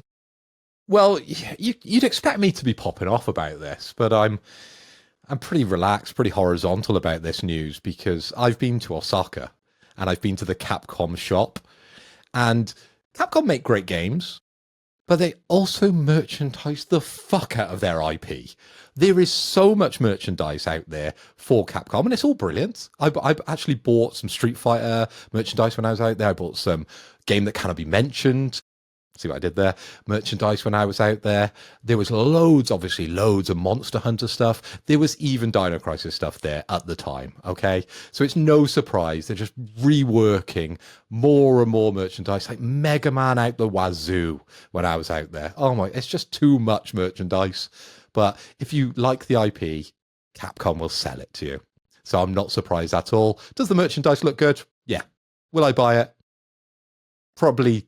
If I'm in Osaka and I can buy it in the shop, probably. But will I buy it online? Definitely not, because the postage is absolutely terrible for anything Capcom official when I've looked in the past. I mean, fair enough, mate. To be fair, yeah, I think there's something special about it when you see it in a shop as well. It's different. If you see it online, you're a bit like, it's a bit naff. If you're in a shop, it's a bit like, ooh, bit of Dino Crisis. But how do you feel about it, Davey? Well, I gotta say, we played Dino Crisis for Spoiler Cast from the past. So go back on there, audience. We haven't done one of those for a long time, actually. But go back on there and have a listen to our thoughts on there. Spoiler alert, even as like a proper survival horror nut as I am, didn't really like Dino Crisis that much. It was too old in the wrong ways for survival horror. And it's broken. Yeah, very, very broken. It's fucked. Go and find the key on the dead dinosaur. Yeah. Shit. Where? Where? No idea. No clues. And everyone respawns all the time. So it's like, brilliant. This is great game design. Love this. So I'm not really in a rush for Dino Crisis original merch. And as much as it pains me, right? Because to me, I would love Dino Crisis to get a remake. I think if there's a franchise that needs a fucking remake, it's Dino Crisis, right? Like the games that can't be mentioned, as much as we may be in the minority saying this, they hold up incredibly well, right? Like Karen at the moment is playing the game that can't be mentioned 1 remake and putting us through it at the moment. And it is so fun to see that moment of fear when she's walking down a corridor and she can't see and she knows there's something there. And I'm like, oh, this is why it's so good, Karen. This is why it's so good. Because you know it's there, but you can't quite know it. And she goes around the corner. It's right there. And then she's like running back on herself, struggling with the tank controls. So I'm like, you can't change it to an alternate. You can't. But she has now. It took forever for her to grab an ink ribbon. I was like, right, okay, maybe alternate controls are the way to go. But this Dino Crisis actually needs a remake, right? Like, it just is fucked. It is a challenge to play for us who are old school survival horror fans, let alone for anybody else. Like, I would never recommend somebody to go back and play Dino Crisis, like, ever. I don't think I ever would. I don't feel this means anything, though. Unfortunately, I think it is exactly what you said, Phil. I think if there was rumblings of Dino Crisis coming back, like, even when they put Exoprimal out, they didn't even have like a Regina skin, right? Yeah. Like, even that kind of, if that was there, then this, maybe I'd be starting to read the tea leaves a certain way, but I'm not. It just feels like you're saying, just a way just to be able to get some extra money for fans that are there, unfortunately. Well, I'll tell you what, I think I've spoken the same pipe, boys. It doesn't mean anything. It absolutely doesn't. Of course it doesn't. They've always merchandised everything. I'm pretty sure Dino Crisis had a merchandise release not even long ago, maybe like 1 or 2 years ago. They do it all the time. So this isn't news really at all. And I'm not going to lie, I don't think the merch is very nice. I think it's pretty shit merch that I'm never going to buy. And, like you said about Spoiler Cast from the past, I fucking hated Dino Crisis. What a shit game. I thought it was ass. I understand at the time as a kid, sure, quite cool, dinosaurs, Nah, it does not hold up at all, and I can't imagine it was that good back then. Love that review, Spence. Love it. Dinosaurs, man. It's just, they just did it better with the game that can't be mentioned. And I don't think Dino Crisis, it would benefit from a remake, Davey. I don't think it needs one, because I don't really need this to come back. Dude, it would be immense if it got a remake. Yeah, but then that takes away Capcom's time from other projects, like Street Fighter and the game that can't be mentioned. I'd rather have another game that can't be mentioned or a Street Fighter update. After they do Code Veronica, there's nothing left for them to do. Because they're obviously not going to do Outbreak. They just seem to be just... As much as I've been saying about it, and as much as the new game ties into Outbreak, so you'd hope they would, I'm starting to lose hope on it. So I think after Code Veronica, you don't need to do any more. So what about Zero? Yeah, Zero. Yeah, okay. 2 more then. There's 2 more in the Zero, pipe. and then I feel like they could do 1 in a nice new lick of paint. They could, mate. They don't could. do 1. They Don't do could. 1. And then by Even then, Revelations is still too new, I think. yeah, they're not going to do Revelations. No way. Yeah, they're fine. But then, like, after then, once they've done CV 0 and 1, if they did, which is fine, it'd be fine. It might be good. Then maybe it'd be time to do 5 and 6 and make them good. Oh, yeah. Yeah, I mean, I don't know. They could do a lot of them. They could 5 is literally good. do the catalogue up to 7. 5 is good, my friend. 5 is good. Sleeping bag, please. This conversation can go on. As soon as we bring up this topic, it's the reason we got the button. Yeah, I'm going to have to call agreed. a halt to this one, Spence. Agreed. That's fine, because we do still have more Capcom to talk about. So that's completely fine, mate. We also have a new trailer. I say new, it's been out for like a few days now. Of Sea Viper in Street Fighter 6. Now, have you boys seen this trailer? Phil, over to you. Yes, mate. And I think I was the one that put it in the channel. And my God, it caught my eye. Caught both my eyes for 2 different reasons. Sea Viper's grown up. She's very similar to the lady maybe we were talking about at the start of the show. Just a little bit more covered up. But my God, like, if there's a reason to get back into Street Fighter, it's Sea Viper. She was a great character in 4. I might be back, baby. She looks great. Let's not lie. She looks absolutely fantastic, man. I couldn't agree more. I mean, she was the one that I popped off when they announced this next suite of characters. She was the one that I was hoping for. I kind of hoped that she would be in here. She was on like my dream picks for Street Fighter 6. And finally getting her revealed was amazing news. Seeing her in that, Jesus Christ. Yeah, like words. she is just absolutely stunning, right? And what that trailer did is it showed like that she's still got all her like gadget stuff, like she got her power gloves. I don't think we saw her use her boots to like boost. No, no fire boots, No flame boot, yeah. Didn't see that, but it gives me hope that she's still going to be this absolute technical bastard to play, you know, because whenever I loved watching people who were good with Sea Viper. I could never quite get it. She was too complicated for me, but I would love to give her a go. I think she's one of those characters that I'd use all my like free hour passes that I've rental accumulated, passes, yeah, and I would just try and see if I can learn her, because she's going to be stylish as hell. Can't wait to see her actual like gameplay breakdown, because what they've done with Sagat is absolutely amazing. I can't wait to see what they can do with Sea Viper. I really can't. Spence, do you reckon she could be the one to take you away from your cami fixation? I reckon co-main, maybe co-main, but I'm definitely playing 100%. I'm playing Sea Viper. Look at her.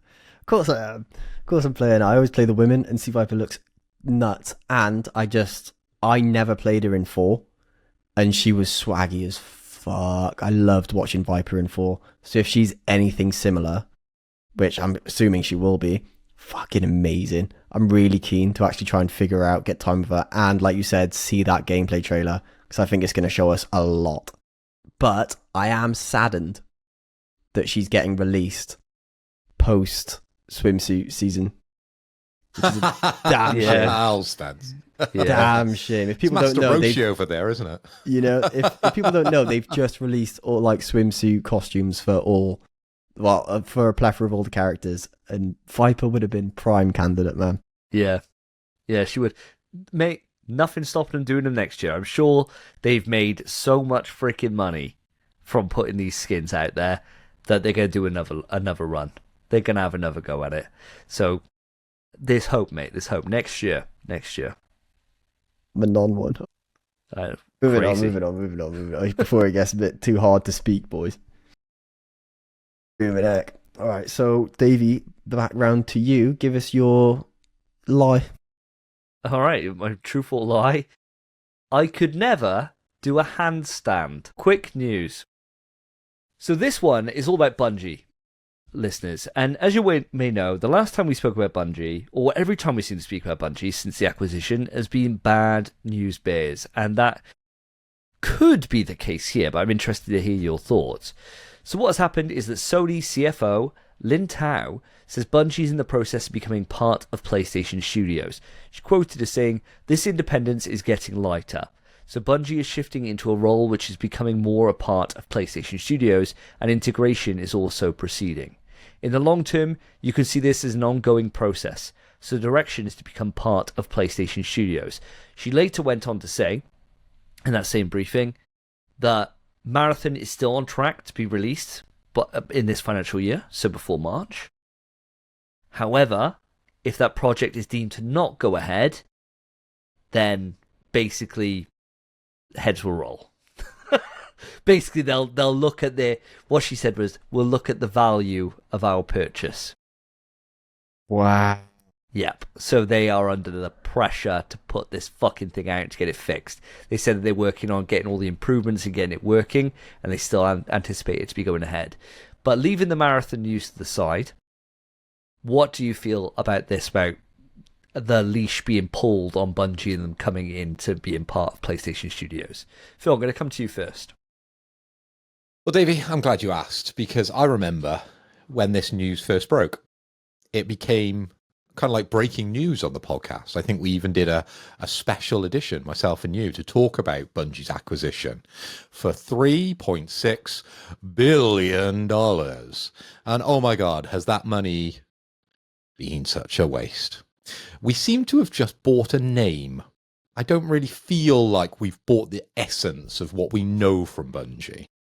And everything that's kind of been associated with them has kind of been tarnished a little bit over on the PlayStation side. Now, I see this as quite a strategic move from Sony to kind of move past this difficult period with Bungie, retain the talent, because there obviously is some talent within Bungie, and sort of cut the slack. Bring in the good people into the PlayStation Studios and remove the stuff that's dragging us down. And I think that's kind of like business talk for there's going to be cuts. Yeah, I completely agree. I think last time we spoke about them, we were saying how it was that the leadership team weren't listening, that they weren't doing the right things, that people had pitched up all the issues. Toxic atmosphere at work, wasn't there?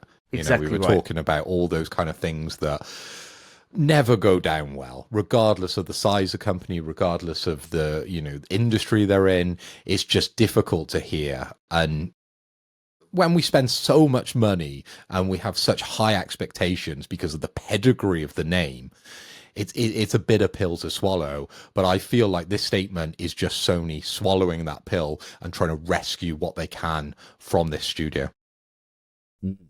Spence, I'd love your thoughts before I go a bit deeper on this. I feel like this was one of two choices, and that was either force them to scrub up their act because they're failing, or cut them loose. And it seems like, if, from what you said anyway, with the marathon stuff, if that happens, they are getting cut loose. I think might be the better choice. But I think this is a smart move regardless. It makes sense to do this, to kind of put a leash on them, make sure fucking clean up your act. They've been terrible, man. They've been probably the worst purchase Sony's made in, well, ever, other than Molecule. I don't think they cost 3.6 billion. No, they absolutely didn't. Yeah, they absolutely didn't. But still a bad purchase, I think. Plus, why not? Get a little dig in there whilst you can. It's been a while, hasn't it? It's been a while, mate. It's been a little while. Yeah, hopefully they still listen. They definitely do, mate. They're doing nothing else. Yeah, they're not working on a fucking game. But yeah, mate, I think this makes a lot of sense. I think this was one of two choices. This is the one they've gone for. Try and salvage that money rather than count it as a loss. But Bungie, man, we did buy them for the name, and I think it was a proper mistake. I think Sony was kind of in a rush to get them before Microsoft did, whereas they probably should have said, "You can have them." You think about the time of their purchase, right? They'd done the Halo trilogy, absolutely fucking incredible games, like some of the best games of all time, right, in people's lists. You got that, you got Destiny, you got Destiny 2. All fucking cooking, all having record players. They wanted to have a push into live service. They had a successful live service. It made perfect sense, right? There was no reason to doubt, like, this is like a good idea to do this. But the reality has been that they said on there, I remember, and I could be misquoting this, so audience, keep me honest here. My memory is twinging that in the initial post when they said about them buying them, and Bungie put out a post, and they were like, "We're keeping our independence. We're operating as like a separate entity, but we can use like the resources of PlayStation. So it's going to be a great partnership." And I think like PlayStation had that thing where they were like, "Yeah, they're a great studio. We're not going to fuck with what isn't broken, right? Just leave them to it." And they've given them enough time to sort this shit out. And if it was me, if I was running this studio relationships, I would have put this fucking clamp on him a long time ago. I think this is years too late, really, for what should have happened. Because one thing, outside of Sony's blip with live service, outside of that, if we remove that from the equation, they're generally pretty good at managing their studios, right? Like, in terms of games that are being put out. This generation, I think, has been a bit fucked from PlayStation. I don't think they've been on their best because of that live service kind of push that they've gone down, and they cancel a lot of projects on the back end of that. But generally speaking, when it comes to managing studios and getting games, well, good or great games, generally great games out the door, they are able to do that at a consistent rate. This is a thing that, as I said, should have happened a long time ago, and I'm glad they're doing this. And I really hope Marathon does come out. I'm still hyped on it. I still want to play it, right? I really do. And I really like that initial trailer. I want to see what they do to salvage this. And I'm hoping it's one of those scenarios where next year we're talking and we're saying like, oh, we haven't played X or Y because we've just been playing Marathon all the time. I hope it's one of those situations.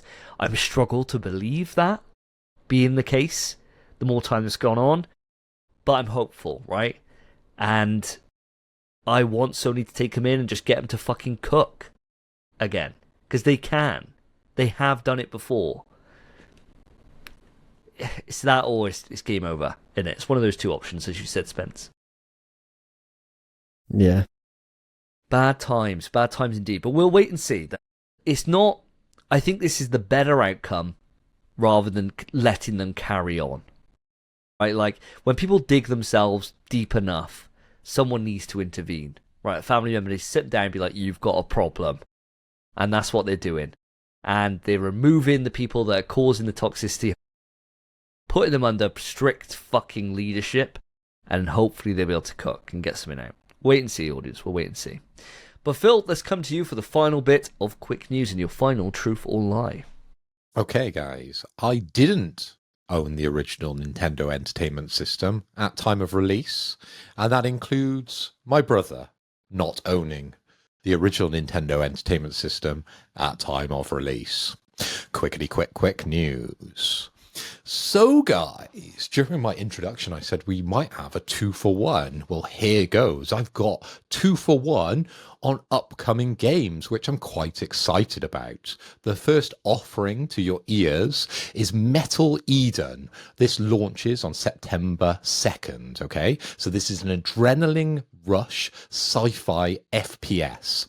You might have seen it at State of Plays of past, and it looks a little bit like Doom and Marathon if they had a baby. Very visual, but very kind of gory and high-paced.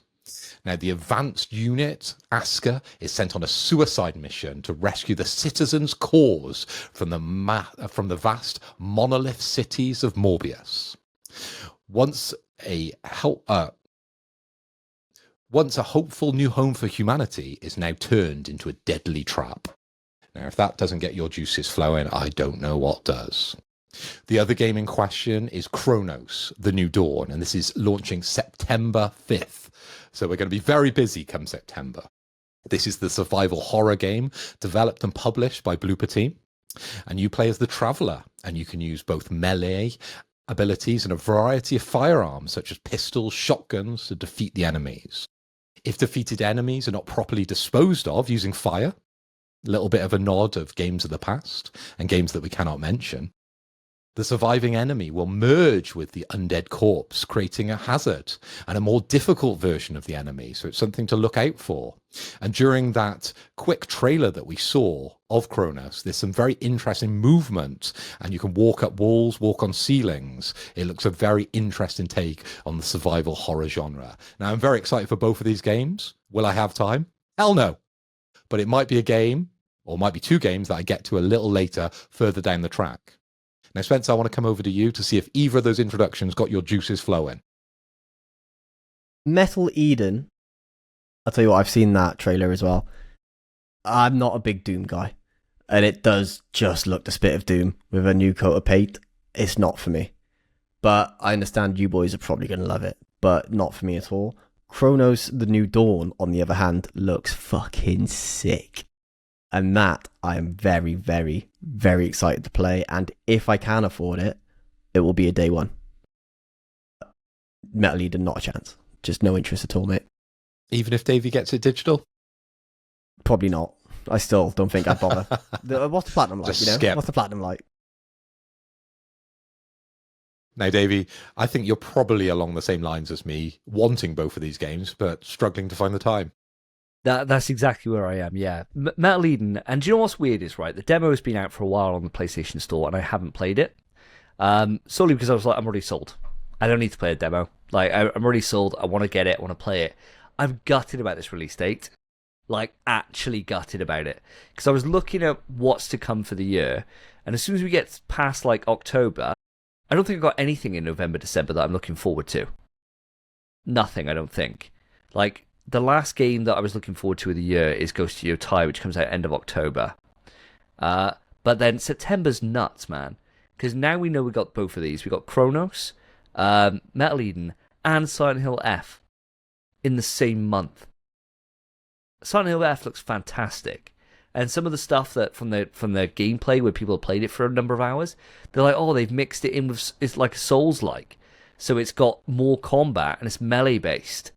And you got you got a stamina bar. It's like, what an interesting take on Silent Hill. And it's in Japan. It's gonna be crazy different from Silent Hill. So that's like already got my money. And then it's like, what do I play in the earlier part of that month? if I do, because as you said, I might be fucking 90 odd hours into Death Stranding by then. Like, and Metal Gear's out. That's what I was just going to say. Metal Gear comes out on the 28th of August, the month before. So we're never going to finish it that quickly. No. Now, are these the type of games that you would drop something like a Metal Gear to play? Probably not. But will these games hold on?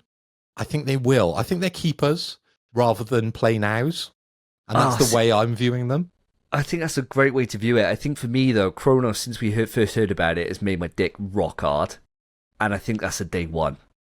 I think for me, it's going to go in an opposite way. And I was only saying on the last episode, the episode before, like Metal Gear, I can leave Metal Gear 3 because I've played the original to death. And this is a newer version of that. I can't get spoiled, right? I can't miss out on an experience that I've already had countless times before, right? I can wait for that one, and I can get to that one later.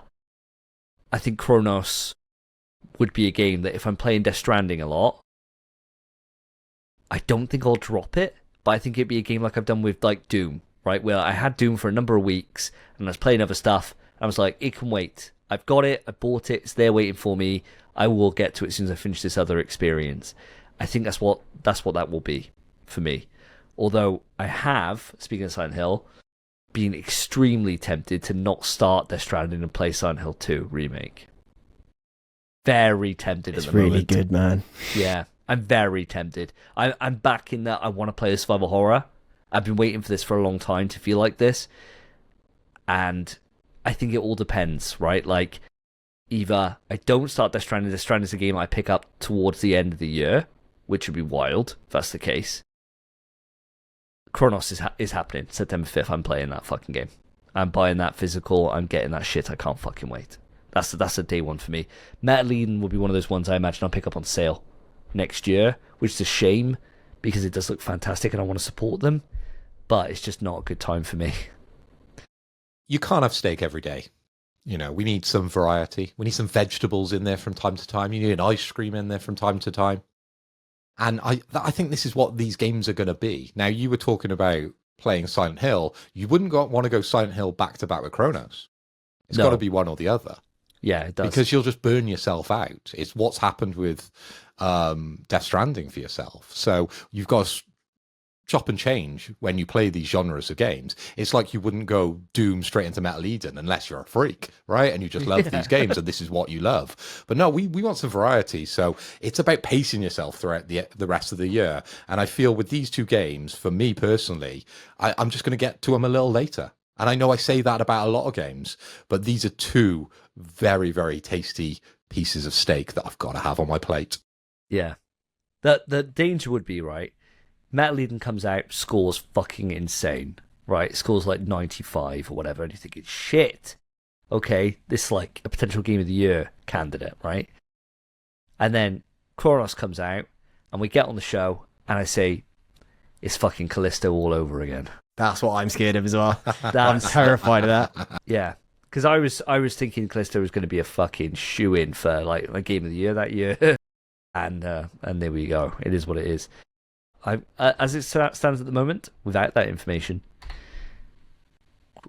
Chronos, man, can't fucking wait, dude. Can't wait. But we'll see. You know, if Metal Eden comes out and it is revolutionary and blows everything else out of the water, then that may shake up the plans. You never know, do you? Good score can definitely change. 100%. 100%. We'll wait and see. So with that, do you want to dive into our truths and lies, Phil? I don't know who you want to start on or who you want to go first. You're the host of this section. What do you want to do? I think it's natural to start with Spencer. He's the golden boy of the show. He normally goes first. Spence, do you want to represent your truth and or lie? And then your other truth and or lie. And we'll sort of question you on them and sort of try and pick you apart. Sure, mate. Do you want them one at a time for questions or just say them both off the rip? One at a time. One at a time, yeah, go for it. Sure. So, when I was a kid, I wore glasses for a short period of time. How short was the period? It couldn't be like an hour, could it? No. It was like, I mean, like I Because wore glasses. most kids have wore like as a bit of a joke. You know, when a specky kid's in class, you go, "What are they? They're a bit Specky. weird. Can I put them on? Oh, don't I look like a dick?" And then give them back to the specky kid. I know what you mean. Becky kid. It wasn't that. No, it was like 3 weeks. I think it was 3 weeks or a month. It was around that. Was this before or after the chicken blood got in your eye? Oh, way before. Way before chicken blood, mate. Protects you from chicken blood. Yeah. Way before chicken blood, mate. Like years before. So why did you have to wear? My question really is, why did you have to wear the glasses? What for? Well, I thought my eyesight was going worse or something, and I went to get the opticians, get my eyes checked, and we got them checked, and they said I needed glasses. And then for 3 weeks or a month, whatever, I was wearing the glasses, and I ended up getting headaches from wearing them. And we went back to the opticians, we did another check, and they went, "Oh, guess you don't need glasses." They just wanted to sell you glasses. In it, Yeah, yeah. just Freaking touch you up. scammed the shit out of me. It was a fucking nightmare. But yeah. He's there with the Oakley frames, you know. Yeah, like the know what they Ray were. Bans to the like. Yeah. You can't be using those, bro. Whatever they were like the cheapest ones I could buy. I remember that. Fair. Were they the thick black frames? Because they were all the rage when I was a kid. All the Yeah, emo no, kids that's wanted thick black like frames on They their looked glasses. more like, they were like thin, more like reading glasses. Okay. Oh right, yeah. Yeah, like granny glasses. I had some of Kind of, those. yeah. Yeah, I didn't have the chain. Yeah. That would be cool these days. Yeah, I love probably that, would. yeah. Stand out. Bit of fashion there. Yeah, I had a pair of those same kind of glasses when I was a kid. A similar kind of thing. I had glasses when I was a kid. I needed them, and then my vision got corrected from wearing them. I didn't have to wear them for a long time, and then I didn't have to wear glasses until I was, I don't know, like 19, something like that. I remember the time I knew I needed to wear glasses. Actually, it's a little side thing for you, a little side bit of fact. It was when me and Phil, we were in London, right, in Paddington Station. I remember this clear as day. I was like, "What time's our train?" And you were like, "Why? Just read the fucking sign." And I was like, Helpful as always. I was like, "What? What? You can see that?" And you were like, "Yeah." And I was like, "I'll tell you when I can see it." And I remember walking forward for ages, and I was like, "Here." And you were like, "Fuck, you need glasses, mate." I went and got checked out, and yeah, desperately needed them. And I remember I put glasses on, I was like, "I'm seeing in fucking 4K." Well, the one in 4K invented, it was like HD. I was like, everything's in HD. This is nuts. I am a qualified optician as well, so I can give that legally. I can give that advice to people. Well, it worked. It worked. I'm really grateful for it. My pleasure. So the second one then, Spence. When I was a kid, I had a night tick shaved in the back of your head. How old were you when this happened? Young as hell. I was like, so it would have been probably just before high school, year 6. So I would have been like 10, Okay. 9, and, 10. Okay. and did you choose to do this, or did your parents punish you with this? No, I wanted it because my mate Rowan round the corner got it, and I thought that looks sick. Oh no. And then I wanted it. Now, you don't strike me as a brand whore, Spence. I never really see you sporting like a big logo.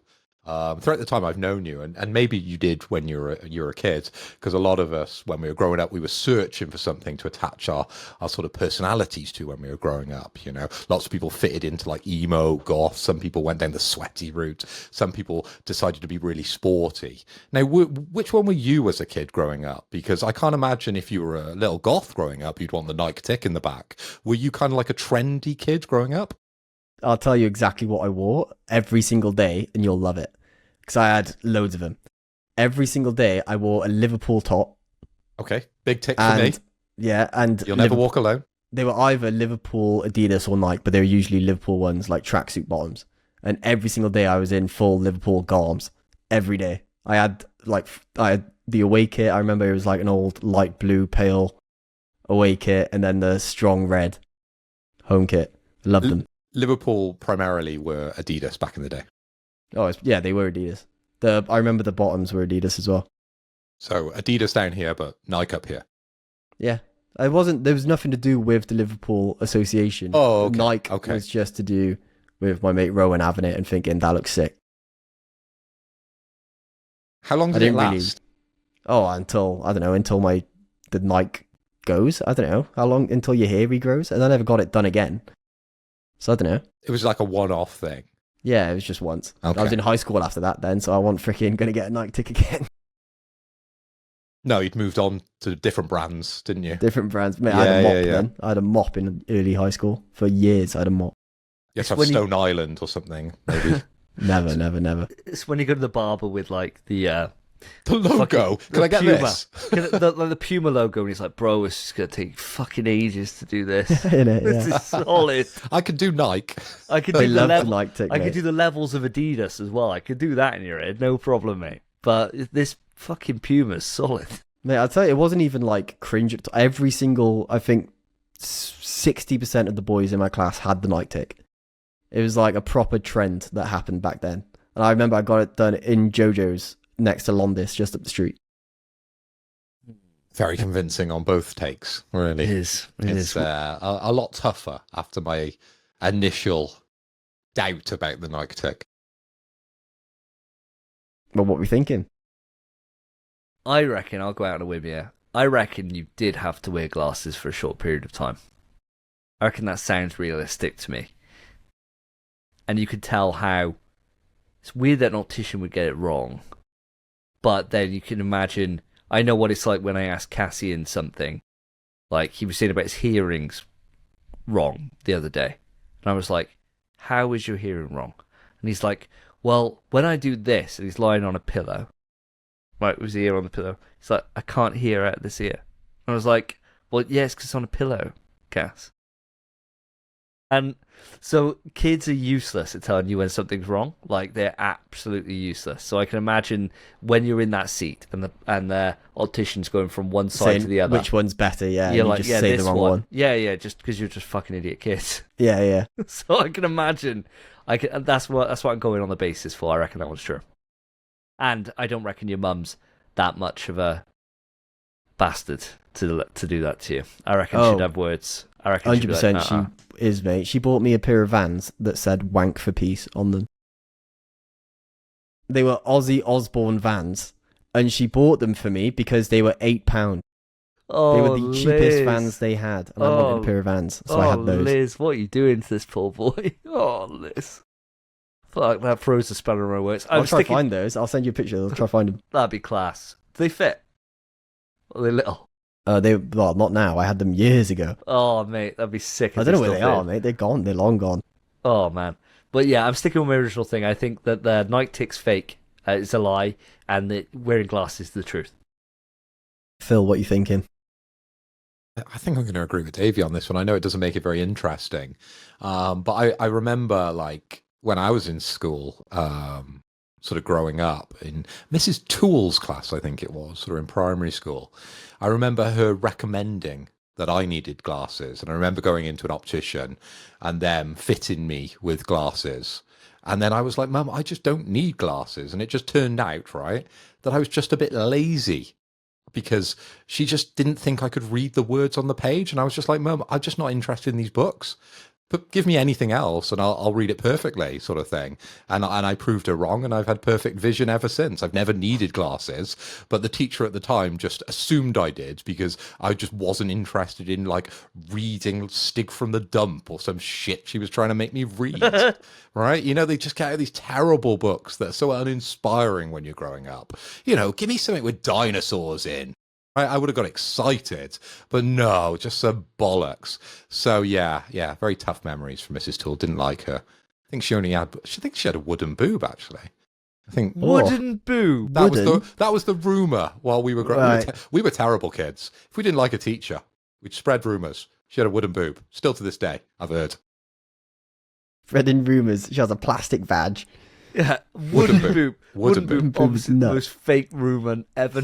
Man, have you ever gone taking a girl back and they're like, "Oh yeah, excuse the wooden boob." No, but like the worst thing yeah, is, yeah. right? The worst thing is, if she has got wooden boob, would mean she probably had cancer and had a breast removed. So it would be terrible for us to be taking the mick out of that type of Yeah, stuff. but why would you just have it removed? Would. Just don't. Like, why would you put a wooden I don't know boob? why would. We just were kids, right? Imagine you get in the bed with Yeah. her, she turns the light off because she's ashamed, and you're just like, the right one's quite firm. Like, That one doesn't move. yeah. Mate, Bang, stay still. I am a lot older than you boys. Well, I'm a lot older than you, Spence. You know, silicone back in those days probably wasn't invented. It was wood, right? You had a wooden boob, right? That gave you the extra, you know, big voluptuous boob on the right hand side. But yeah, wooden boob, Mrs. Unlucky. Not to completely derail it, but me and Karen, not like as if it isn't already derailed. Me and Karen looked this up the other day when breast enlargement. Cause basically, there was like this thing on Twitter where it was like, look at this model. It was like a 1950s model, and she had like massive boobs, like skinny waist and stuff. And I was like, do you reckon they had like boob implants then? We looked it up. First boob implants was like 60s. That was happening. Okay, before my time then. Yeah, much before. You know, Just lied about teacher's tit. Couple of years. Yeah, but yeah, horrible. Wooden boob would be wild though. I'd quite like to see a wooden boob. That'd be a good truth or lie. It's like when I was a kid, my teacher had a wooden boob. Next week on. Ruined it. Anyway, yeah, I'm gonna go the same. I think it's glasses. I think the Nike tick for you, Spence, seems unbelievable because I don't think you're like into brands, and I think that may have carried through a little bit. You know, like when I was a kid, I was a bit of a skater, and you could still notice kind of that influence on my fashion these days. Now, if you were very trendy as a kid and you were full on Liverpool kit and you had the Nike tick in your hair, I'd assume these days you would probably be a bit more brand loyal. That's my basis. Tell you what, I've changed a lot over the years, man. A lot over the years. The Nike tick is true. Is no it? Way! No way! Wow. Oh my god. Sorry to disappoint, lads. But yeah, never needed glasses. Obviously, my eyesight's fucking perfect. I've always said my eyesight's perfect. I got that enhanced vision. But Nike tick, mate, yeah. But it was also nothing to do with the brand. I didn't care. It was just everyone had it. So Yeah. I wanted it. You were sheep back in the day, weren't we all? Fully a sheep, mate, yeah. All were. Bah. Where do you want to go to next, Spence? You can pick. Let's go. Let me read them. Oh, mate, Davey, I gotta come to yours because they're nuts. Right. What do you want to... So, if we're doing them one by one, I could never backwards roll. So it means you can do now. No, still can't. Still can't backwards roll. So the statement is I can't backwards roll. Yeah, for word, you said I have never been able to do a backwards roll. There you go. So you still try. When was the last time you tried? Long time ago. Move the chair, mate. Move to get the chair away. I was going to say, let's show us a backwards roll. Yeah. What, here? I got loads of stuff on the walls. Show us a backwards roll, mate. He's got to show us a handstand after this. Yep. I wouldn't do it by there. Oh, that's the fakest attempt I've ever seen in my life. That seems so fake, That's man. the fakest attempt I've ever seen in my life. That's so fake. I could do it front. I could do it on the front. Can you prove it? There was always something about the back that just felt daunting, right? And I'm dyspraxic, so it was never good. Like, gymnastics was never my strength as a kid, and never has as an adult. I can forwards roll because it makes sense. Isn't dyspraxia just your hand-eye coordination? Yeah, but it affects like everything like this, like literally anything that's like your body's movement, it kind of messes up. And I'm not as bad as I was when I was a kid. When I was a kid, my mum tells me, I can't remember this, but my mum told me that I couldn't cross my arms. You know this? Like I couldn't do that, and I couldn't cross my legs for a very long time. Just couldn't do it. But the front way, my dick's massive. No, it's definitely not. I just can't cross my legs. But the front way kind of makes sense because you tuck your head in to like in between your legs and kind of go more over your shoulder, didn't you? Yeah, can't do it. See, he agreed then. He said, yeah, over your shoulder. So he knows how to backwards roll. Well, I've seen people do it. My son can fucking do it. Yeah, it pisses you off every day. All right. I can't. Go do a handstand, mate. I'm not doing a handstand here. I'm not. Like, I will break. Something will fall off the wall. My Horizon statue will come down. It's essentially the same thing, right? I can do one in the pool. Where I'm weightless. But I've never been able to support myself. I always fall on my face. Like every time. Just go to do it. And even against like a wall or something like that, it's just It's just bad. It's just bad news. It's been a long time since I've tried to do one. A handstand. I was going to say, how often do these things come up? Because I'm 40, right? And I was trying to think, when was the last time I did a backwards roll? Now, I can do a backwards roll for future reference. But I can't remember the last time I did one. So maybe I'm just assuming I could still do one, and I probably need to check after the show.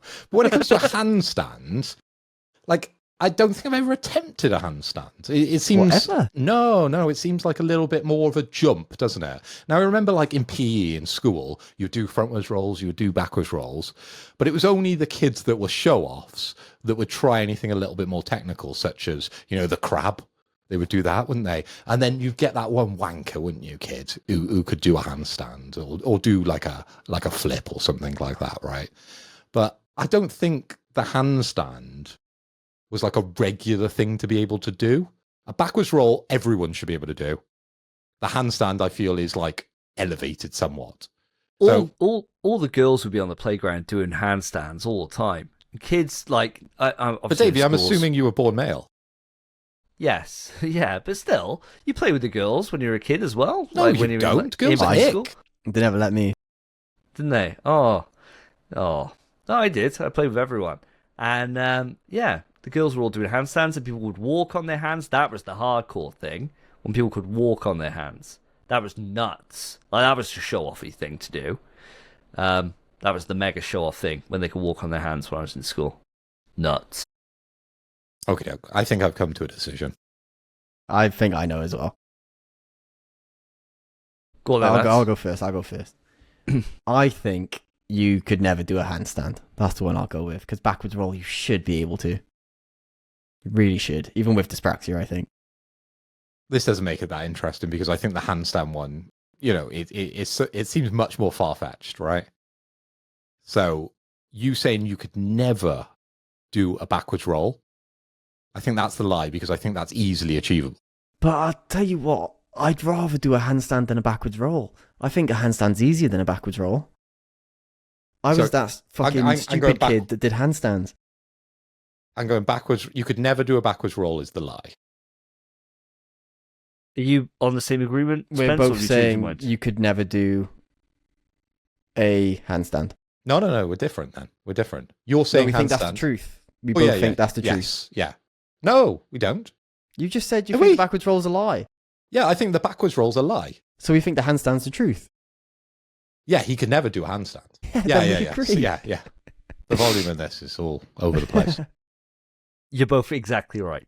You're both bang on. You're absolutely bang on. Of course I can do a backwards roll. I was going to say, mate, you got down there and that was zero effort. You did not try to do a backwards roll at all. You also put yourself in the worst spot to do the backwards roll. So you knew you weren't doing it. I honestly could have probably done it. I had to stop myself because I was like, I'm probably going to flip over here and do a backwards roll in front of you. I still kind of don't believe you, so maybe we need to see it. I'm not doing a backwards roll. I'm not. I'm 36. We got Spencer to perform on his bed at one of the quick newses at some stage, didn't we? If this is me right now, I'd be on that bed doing a handstand and a backwards roll. He would be. Hey, the big quiz is coming up soon. If you guys want to see who can do gymnastics, that could be a quiz. Who can do the longest handstand for a point? Big quiz gymnastics. I like that. Yeah, there you go. There's some ideas for you, some free ideas. But yeah, well done. So I'm off to a really bad start here. I got none of my lies over. You both are up a point. So really well done. Really well done.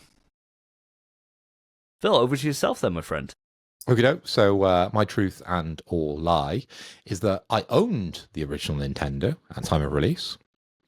And my other truth and or lie is that I didn't own the original Nintendo Entertainment System at time of release. So I either owned it or I didn't own it. I've got questions here. Go on. I got questions. Hit me with a question. Where did you get your NES from? Is it American? Is it UK? Is it Japanese? Because that determines the year that it was released. I wouldn't have got it from abroad. I think at that stage we wouldn't have had the timeshare. Okay. Yeah, also, if it was Japanese, it wouldn't be an NES, it'd be a Famicom. How old were you in 1987? Well, I was born in 1984. Okay. So 3. Prime age. 3, 4. What was the first game you played? On the Nintendo, On the NES, yeah. on the NES, it would have been Mario 1. Just Mario Brothers. Such a default Yeah. answer, isn't it? Yeah, good though. I can name some other games I had. No, you've probably got them now. That's all right. So the thing about it is, it would have been definitely yours because your brother would have been a baby or not even born. Born in '88, I believe, Mike. He's a year older than me, so it would have been yours. I reckon you didn't get it at time of release. I reckon you got it maybe a little bit after that. I probably reckon you probably would have got it in about 88. Do you know what? I agree 89. with you as well. That's the issue. But I'm gonna, for the sake of the game, because I think if I agree with you, you just lose, right, Davey? If I'm wrong, yeah. Otherwise, if I'm right, me and Phil have a shot. Because I'm at -1 at the moment, so I've got to get one to get on the board. You're safe here, Spence. Oh, okay. Like, Fuck it then. You've got one right, and if you get one wrong, you'll be back down to 0. So we'll all be in the same boat. We'll all have a shot. If you get it wrong, That's a bit of fun. All right. I think, what I think is if you had it on launch, it wouldn't be for you because you're so young. It'd be your dad's, I'd have to assume. I don't know. 3. Oh, I don't know. 3's young. Three's really young for a console. 4 though. If he's coming up 4, Yeah, but that's, I don't know when it released in '87. And just to reiterate what I said about family, not to change anyone's choices here. That's what I mean. I think your family might have had it on release, but it wouldn't have necessarily been yours. It was just a family NES. But family still means it's we had it at release, right? Yeah, I understand. I tell you what, I think Davey, you're right, but I'm going to disagree anyway. I'm going to say you had it at the time of release. Spencer, you are right. We did have the NES at time of release. Let's go! It wasn't necessarily mine, and obviously Mike was too young, but that's what really got me into gaming when it first started. I remember playing that game as a very early memory after playing Chucky Egg on the BBC.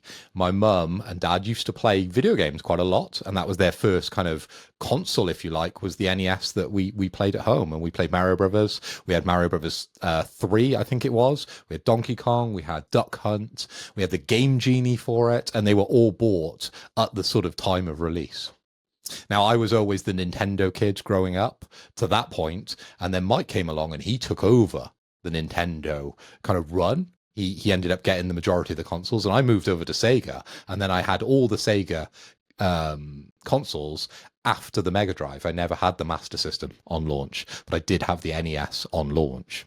Now, I own quite a lot of consoles, but the ones I don't own, the only ones that I've skipped, is the Sega Saturn. Don't actually own a Sega Saturn.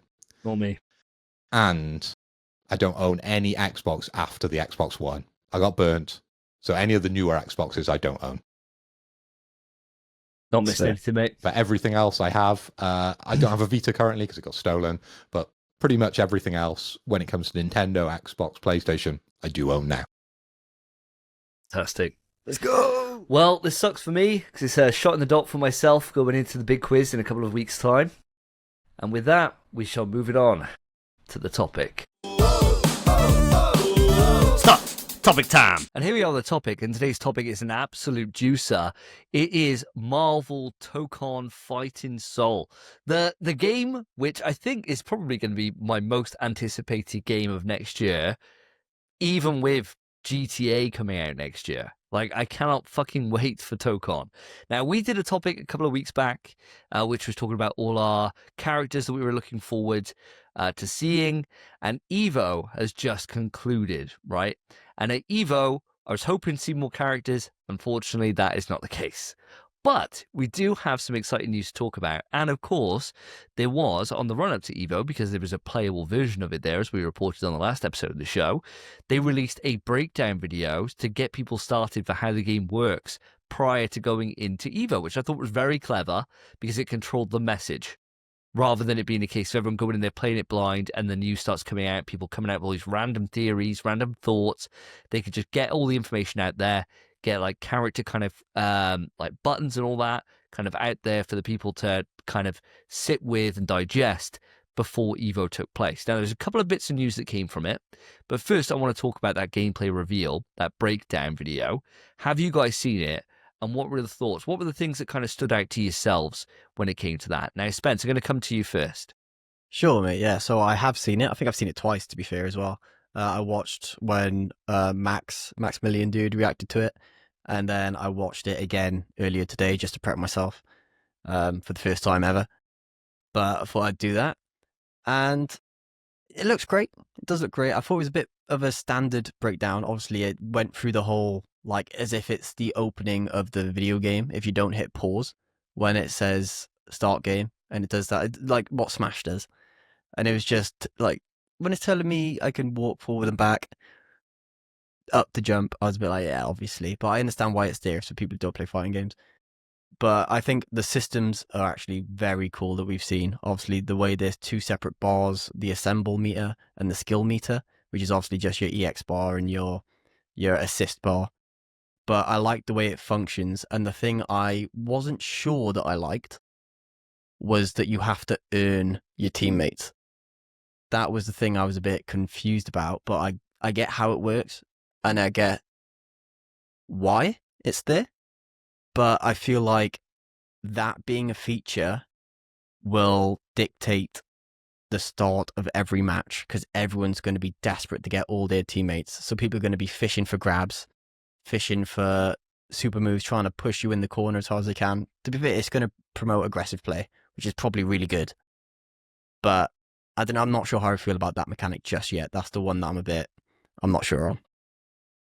Yeah, fair enough. I think I'll come to it, like kind of unpack the thoughts, I think, when we kind of go around the room. But move it over to yourself, Phil. What do you have to add on to that? Yeah, sure. I saw the trailer and I saw the sort of rundown from Maximilian, the same as Spencer. And something Max sort of points out is that it's a beginner's guide, okay? It starts off very simple, but it quickly ramps up. Now, people that are watching Mac's channel primarily are probably FGC heads, so they would have got their head quite quickly around some of the concepts within it. But for me, I've been out of the fighting game scene quite a while since, well, Street Fighter 4, really. So coming back into it, I was vastly excited by this game, as you know, and as our listeners know. But some of the things they were going through was quite tough for me to sort of get straight in my mind of how it sort of works, and maybe this conversation will hopefully iron a few things out for me as well as the listeners and viewers. Now, it's quite clear that we've got the single health bar, but the switching of characters and the kind of order that they came out, that still had some questions around for me, so hopefully we can talk through that in a second. And earning your teammates, as Spencer said, I found that quite unique, that you didn't start the match with your full roster as we all had assumed.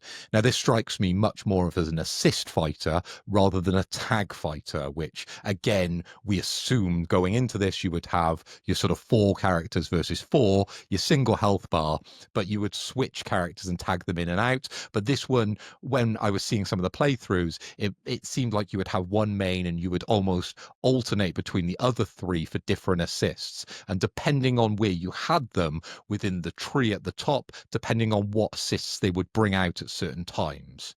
Now, am I correct on all those aspects? Because as I said, I'm a little shaky on some of the facts when it comes to Tokon. You're like 90% there. So I think there's a couple of ways, and I think they've been very I think they've been quite open with this. Learning 4 characters can be very daunting, right? Very daunting. Granted, for tag fighters, generally the movesets are a lot simpler. There's not as much that you need to really fundamentally understand compared to like a single character when it's like a 1v1 kind of fighting game, right? Generally, it's a little bit easier to be able to kind of alternate between different characters, like same kind of, generally everyone has the same kind of move set, you know, in terms of like, you know, the same kind of button layouts and things like that. But you can do it in 2 ways. You could either do it so that you just use the one and use the others for assist, or you can then utilize the tagging mechanics. I think you can do it either way. They made that pretty clear on like the first kind of initial opening thing that you can do it that way. So I think there's no right or wrong way. Like you could either just spend all your time and really just fucking master one guy and use the other 3 as your assist because of that shared health bar, or you could really spend the time and lab and get those kind of like cross tag kind of combos, and that's probably the way that you're going to be able to achieve the more maximum damage, I would have thought. Although in the gameplay footage I've seen, people seem to flip out quite easy. So I'm not sure how that's actually going to work. I think it's one of those things that people will need a lot more time than a closed, beta when they're at Evo, a couple of hours here or there. I think it would take a lot of time to be able to really unpack the system. Like I think about Dragon Ball Fighters, nobody knew you could do another extension of a combo until like a month after release, right? Like it took a while for people to be able to realize that and where it goes. So I think to answer your question, either of those kind of playstyles are fine. And also, you're very much right. Depending on which point you put them in, they'll do a different move. Be that like a get off me kind of anti-air move, or a shoot like a projectile. And the other one, I can't remember what it was now. But yeah, the 3 different slots, whichever character you put there will have a different move that they use as their assist. Yeah. So you can make your team however you want to use it. I'm pretty sure that is just, I think the other one's a launcher, but I might be wrong.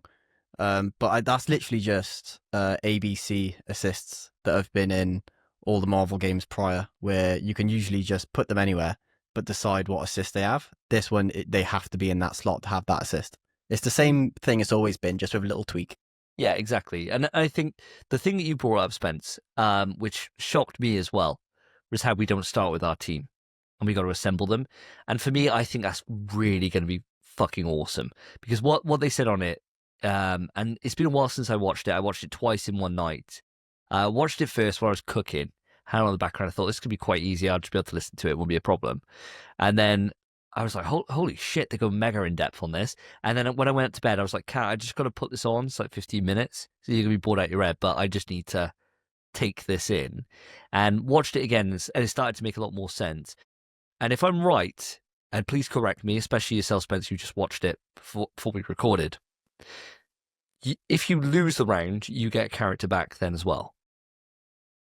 And it's best out of 5. Isn't it, for rounds? Yeah, that's the reason it's best out of 5. So even if you get smoked for 2 rounds, for 2 rounds, and they have 1 left to win, you then on that last try, even though you've been getting smoked, you have your full roster. Yeah, which means you have more health as well, because every time you add a character, you get increased health.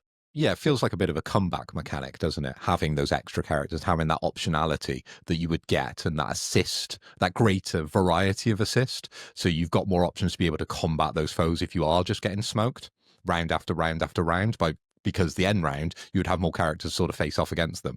Yeah, exactly right. And I think what I like about it is that the way that neutral on that opening round is going to be played is going to be so fucking cool.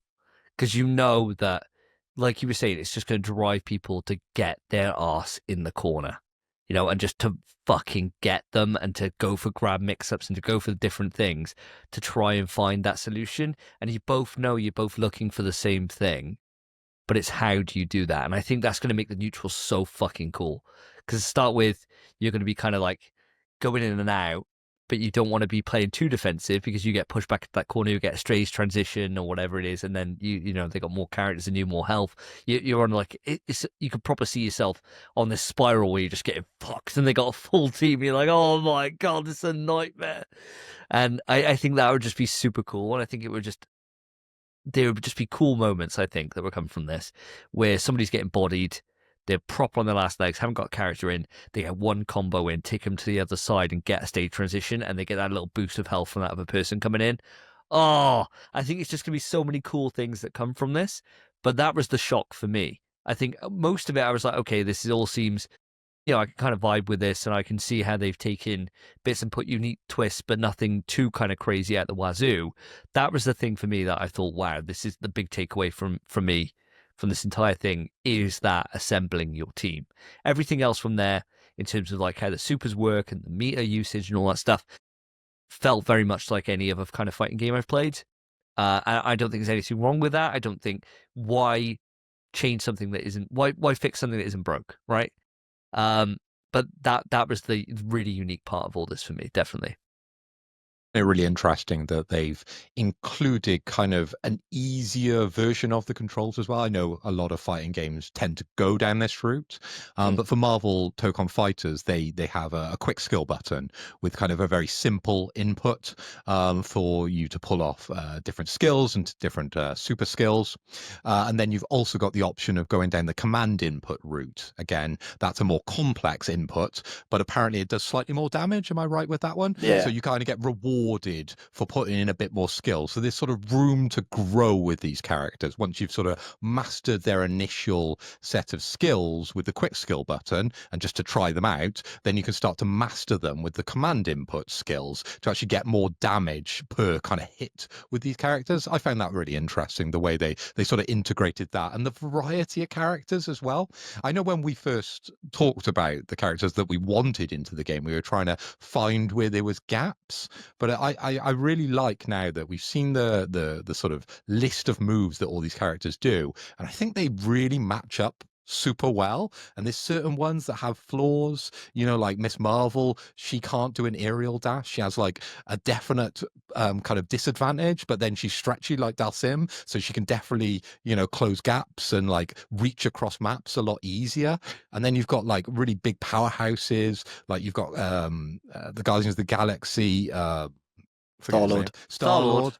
So you have Star-Lord with weaponry that you can sort of rotate. There's just so much depth initially within this game, and so much variety within those characters as soon as you start progressing through the movesets. And seeing those cards that they brought out with those movesets, they're really, really super helpful, because you can start to think about which character matches your ideas of how you would play a fighting game. Now I want to speak to you, Spence. Are any of these sort of singing to you straight away? Oh, mate, fucking absolutely. I don't know about what my team, I don't know. I don't know if what my build's going to be, but the assists are giving me a lot of ideas for how combos are going to work. Especially, you mentioned that Miss Marvel. She doesn't have a dash, but her assist when she's on forward is she pushes the arm forward, and you can just dash forward and follow up off that. Looks really nice. Any assist that OTGs is going to be busted as fuck. Busted. And that's what basically all three of mine are going to be. What I'm worried about with this is that you get into a matchup where your fourth character is the character that wins the matchup you're in, and you've got to wait till you get there because you need them to be in those slots for the assist to be in the right place. So you have to just wait until that character's locked. So you might lose rounds 1 and 2, and then you've got your character that wins the matchup, and then you can make a comeback. I think that's really cool. Yeah. Yeah, I was thinking about stuff like that too. For me, I think that's what's going to make the character select screen really interesting, I think, when it comes to combos. And you'll need to make sure that your first and second work so well together, because if they don't, and if you need that third, you just give it up a round, basically. So it changes. You might have somebody that, when they're in the fourth position, their assist is fucking godlike, right? Like, the assist that stood out to me straight away in the character that I think looks fucking cracked out the arse is Star-Lord. Like, those fucking, like, I don't know if it's like the gravity or the freeze or whatever it is that he was doing, where like just stun them. You're just thinking, oh, this is perfect. They're just about to have a combo kick out. You just fucking freeze them and just reset the combo. It's like, oh, this is going to be nuts, right? Absolutely insane.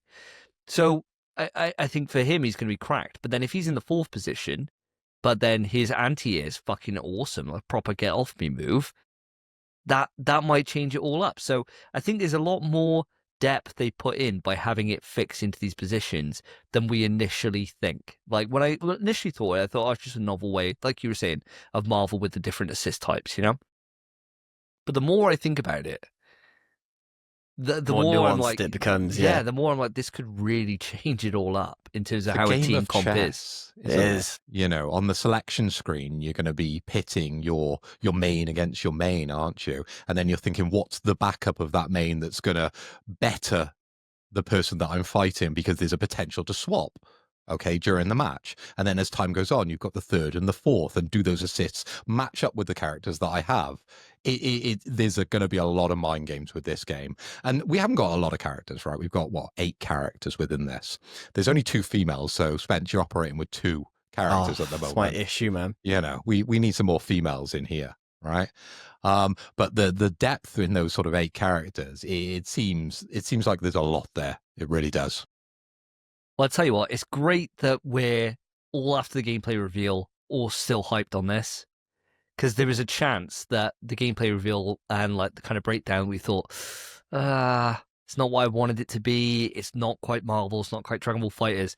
So I'm guessing, I don't even know why I have to say this, except from what you're all saying, I can pretty much assume. But just in case, did it lose anyone, or are we actually getting more hyped? Because for me personally, I'm getting definitely more hyped, and I'm getting that vibe from you guys. But I want to just clarify. So if I say I hated it, would Spencer get 2 shots?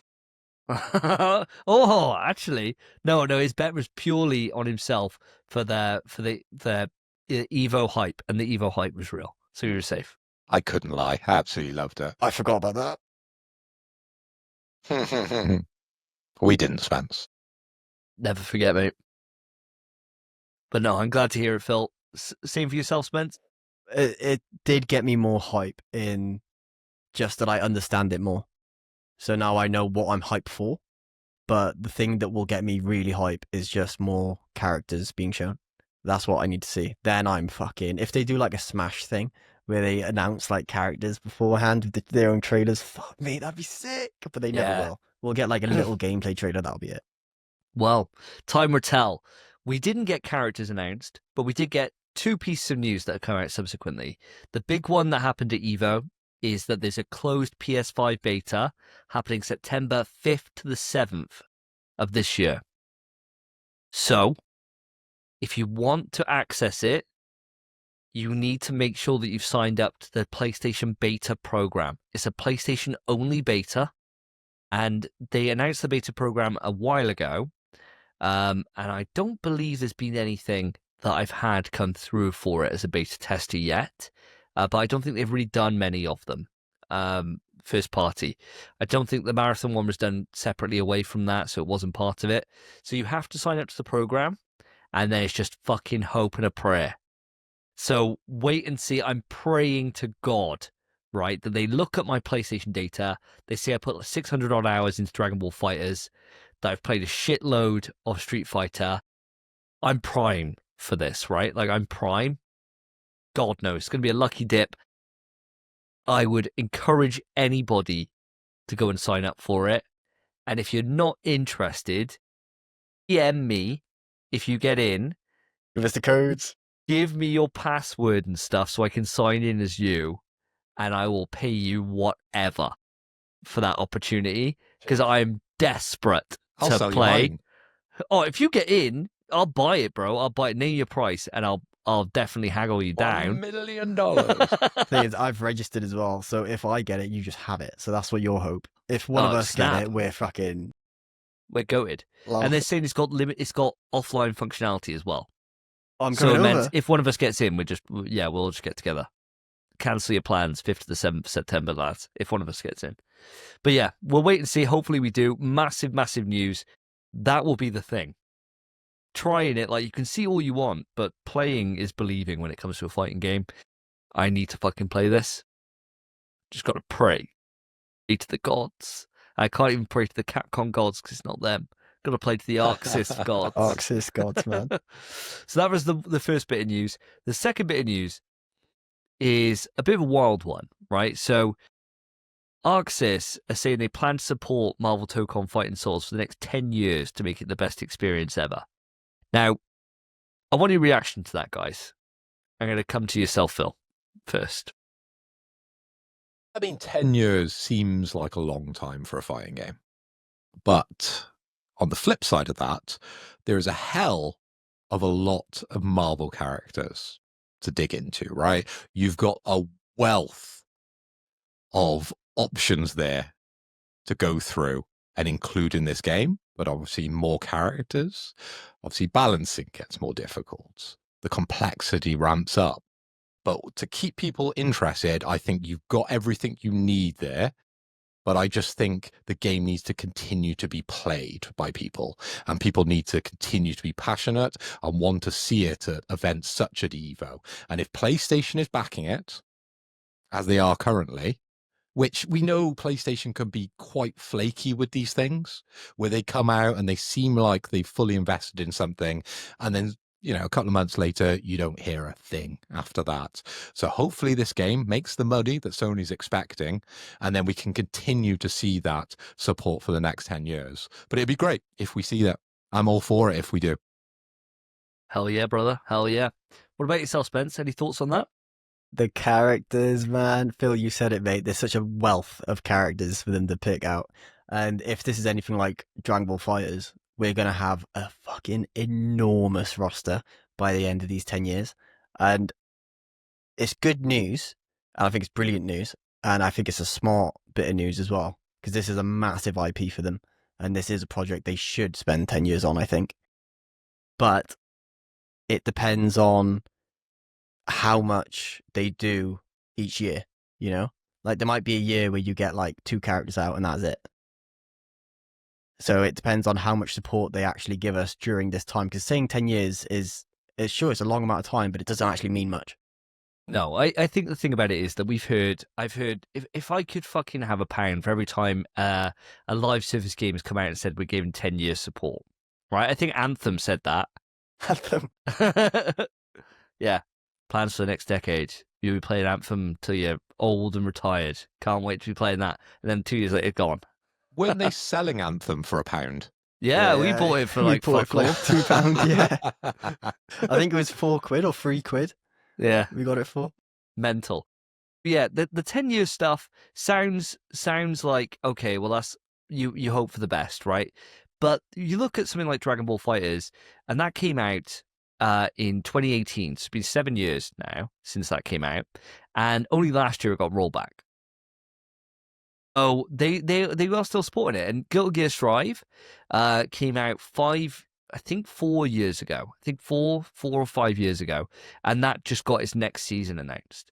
So they're not slowing down. So if the fan base is still playing it, why not? And as you guys said, it's not like they're going to run out of fucking Marvel characters, is it? So I think we're absolutely fine for that.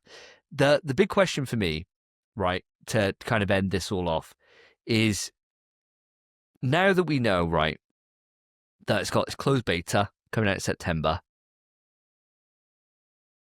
when do you reckon this comes out, lads? If you were to take a guess, obviously it's 26, right? I'd say, right? I mean, if anyone wants to go for 2025, sure. Shoot your shot. Brave. But it's 2026. When do you reckon this is out? I'll give you my thoughts if you want first. Go on. I reckon this is out Q1 next year. I reckon this is like a March release. Okay. I was going to say, I'll say it anyway. I was going to say May. May? Yeah. Ooh, okay. Still gives it time for Evo, doesn't it? For that year. Yeah, of course. What about yourself, Mr. Hoy? Where you going for? May. GTA's May. Fuck. Completely different though. Completely different genre. It might be very. I don't wouldn't know. want to be releasing fucking anything. I wouldn't want to release Peppa Pig the game around GTA, even though that is the furthest demographic possible. I'd be like, nothing. It'd be like, game, GTA. Yeah. Maybe November. Yeah, you might be right, but maybe May. I'll stick with it. I said it. I'll stick. What about yourself, Phil? Where are you going? So for me, now, a lot of fighting games, they come out into, beta access, and they're plagued with problems and delays and changes. We only have to look at 2KXO. Now, that game has gone through multiple iterations, and we're only just into an open beta, if you like, where, the game's going to be online as they continue development for it. But looking at Tokon Fighters, this game looks so polished. It looks finished. What else is there to do other than to bulk up the roster slightly? Now, all you're going to need is maybe another 4 or 8 characters to sort of double it up. And then I think you're in a place where you could release it. I don't see why this won't be Q1. I was going to say Q1 before you, but now you've said it, it's very hard to sort of agree with you. No, go for it. Well, I'll agree with you, but I want it as early as possible. So let's narrow it down. I want it straight away. I want it straight out the rip. I want it in January. I want it straight away. I wish. Q1. Let's have it. That would I be hope so. immense. January would be nuts. January is one of those like rare periods of time where there actually isn't that much, is there? Yeah, it's Feb, never then it all games in kicks Jan. off. Yeah. It all kicks off in Feb. So Jan, hey, it would fuck it. I think no matter when they release it, really they're going to find an audience for it. Yeah, Q1 just makes sense, doesn't it? You know, so you have a closed beta now. You have the next state of play or, you know, fucking showcase if they ever did one around the end of the year. And now it's an open beta and release. Game Awards, isn't it? We're going to see it. We're going to see it at, what's his name? Jeff Keighley's show. Yeah. Yeah, you imagine. Yeah, probably. Mr. Lovely shoes and a weird suit. See, He's going to bring it out, isn't he? I imagine Probably. if I was them, every single state of play, I'd just have 4 characters and just get to a roster. I think you've got to have, I know there's rumors going around, some people saying like, I think Max was saying like a 20-odd character roster and stuff. I reckon it's got to be at least 24. I'd say 24. I think 24. Yeah, I think that sounds like a right. I think 16's low. 16 didn't do Street Fighter 5 any favors when that was launched at a 16 character roster. I think you've got to go higher than that. It's got to be. But hey, fuck, if it is only 16, I won't give a shit. Yeah, I'll As long still as buy it. Yeah. Yeah, I won't buy it, especially if you're like, oh yeah, first DLC Cyclops. Oh, take my money, bro. But yeah, fucking hell. So much to look forward to. Audience, I'm not lying.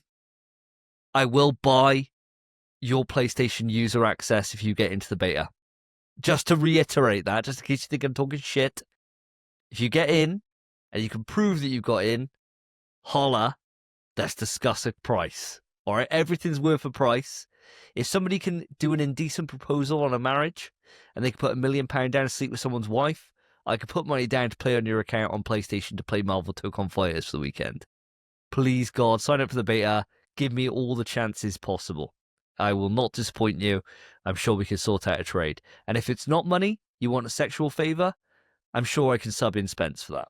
Got you. I got you. But yeah, but I get the access then. What the fuck? Yeah. Of course. Yeah. Yeah, of course. Yeah. You got my account, so give me the access. I'll game share to my account. Yeah, you go suck them off. And I'll gladly, mate, for Tokon. For free. Yeah, and then we'll play Tokon. Hell yeah. Everyone's a winner. But that aside, that has been episode 119 of In PS We Trust, a PlayStation podcast. Hope you've enjoyed the show. If you have, there's a number of ways you can let us know. You can write into the email, pswetrust@gmail.com, and just say, we really enjoyed the episode. That'd be quite a nice email to get. But the thing I would like you to do is not do that. Instead, go on to your podcast service of choice. If that's Spotify, if that's Apple, wherever it is. Put a rating on the show. It really, really does help us. If you're watching on YouTube, then hi. Then make sure to put that like button, hit that subscribe if you're not already, and leave a comment about what sexual acts you want Spencer to do to you. And I'm sure we can set that up if the time comes. But guys, it's been an absolute pleasure today. As always, podcasting with both of you, absolute living legends. I look forward to seeing you in episode 120 in 2 weeks' time. I've been Davey. I've been Phil. And I've been Spencer. Take care, guys. Peace. In PS We Trust is hosted by Davey, Phil, and Spencer. You can write into the show via our email, pswetrust@gmail.com. Our Twitter is @InPSWeTrust. To find each of us online, follow our Twitters, @SSJDavey, @PhilipHoy, @SpenPie_. Thank you for listening. Take care of yourselves, take care of each other. See ya.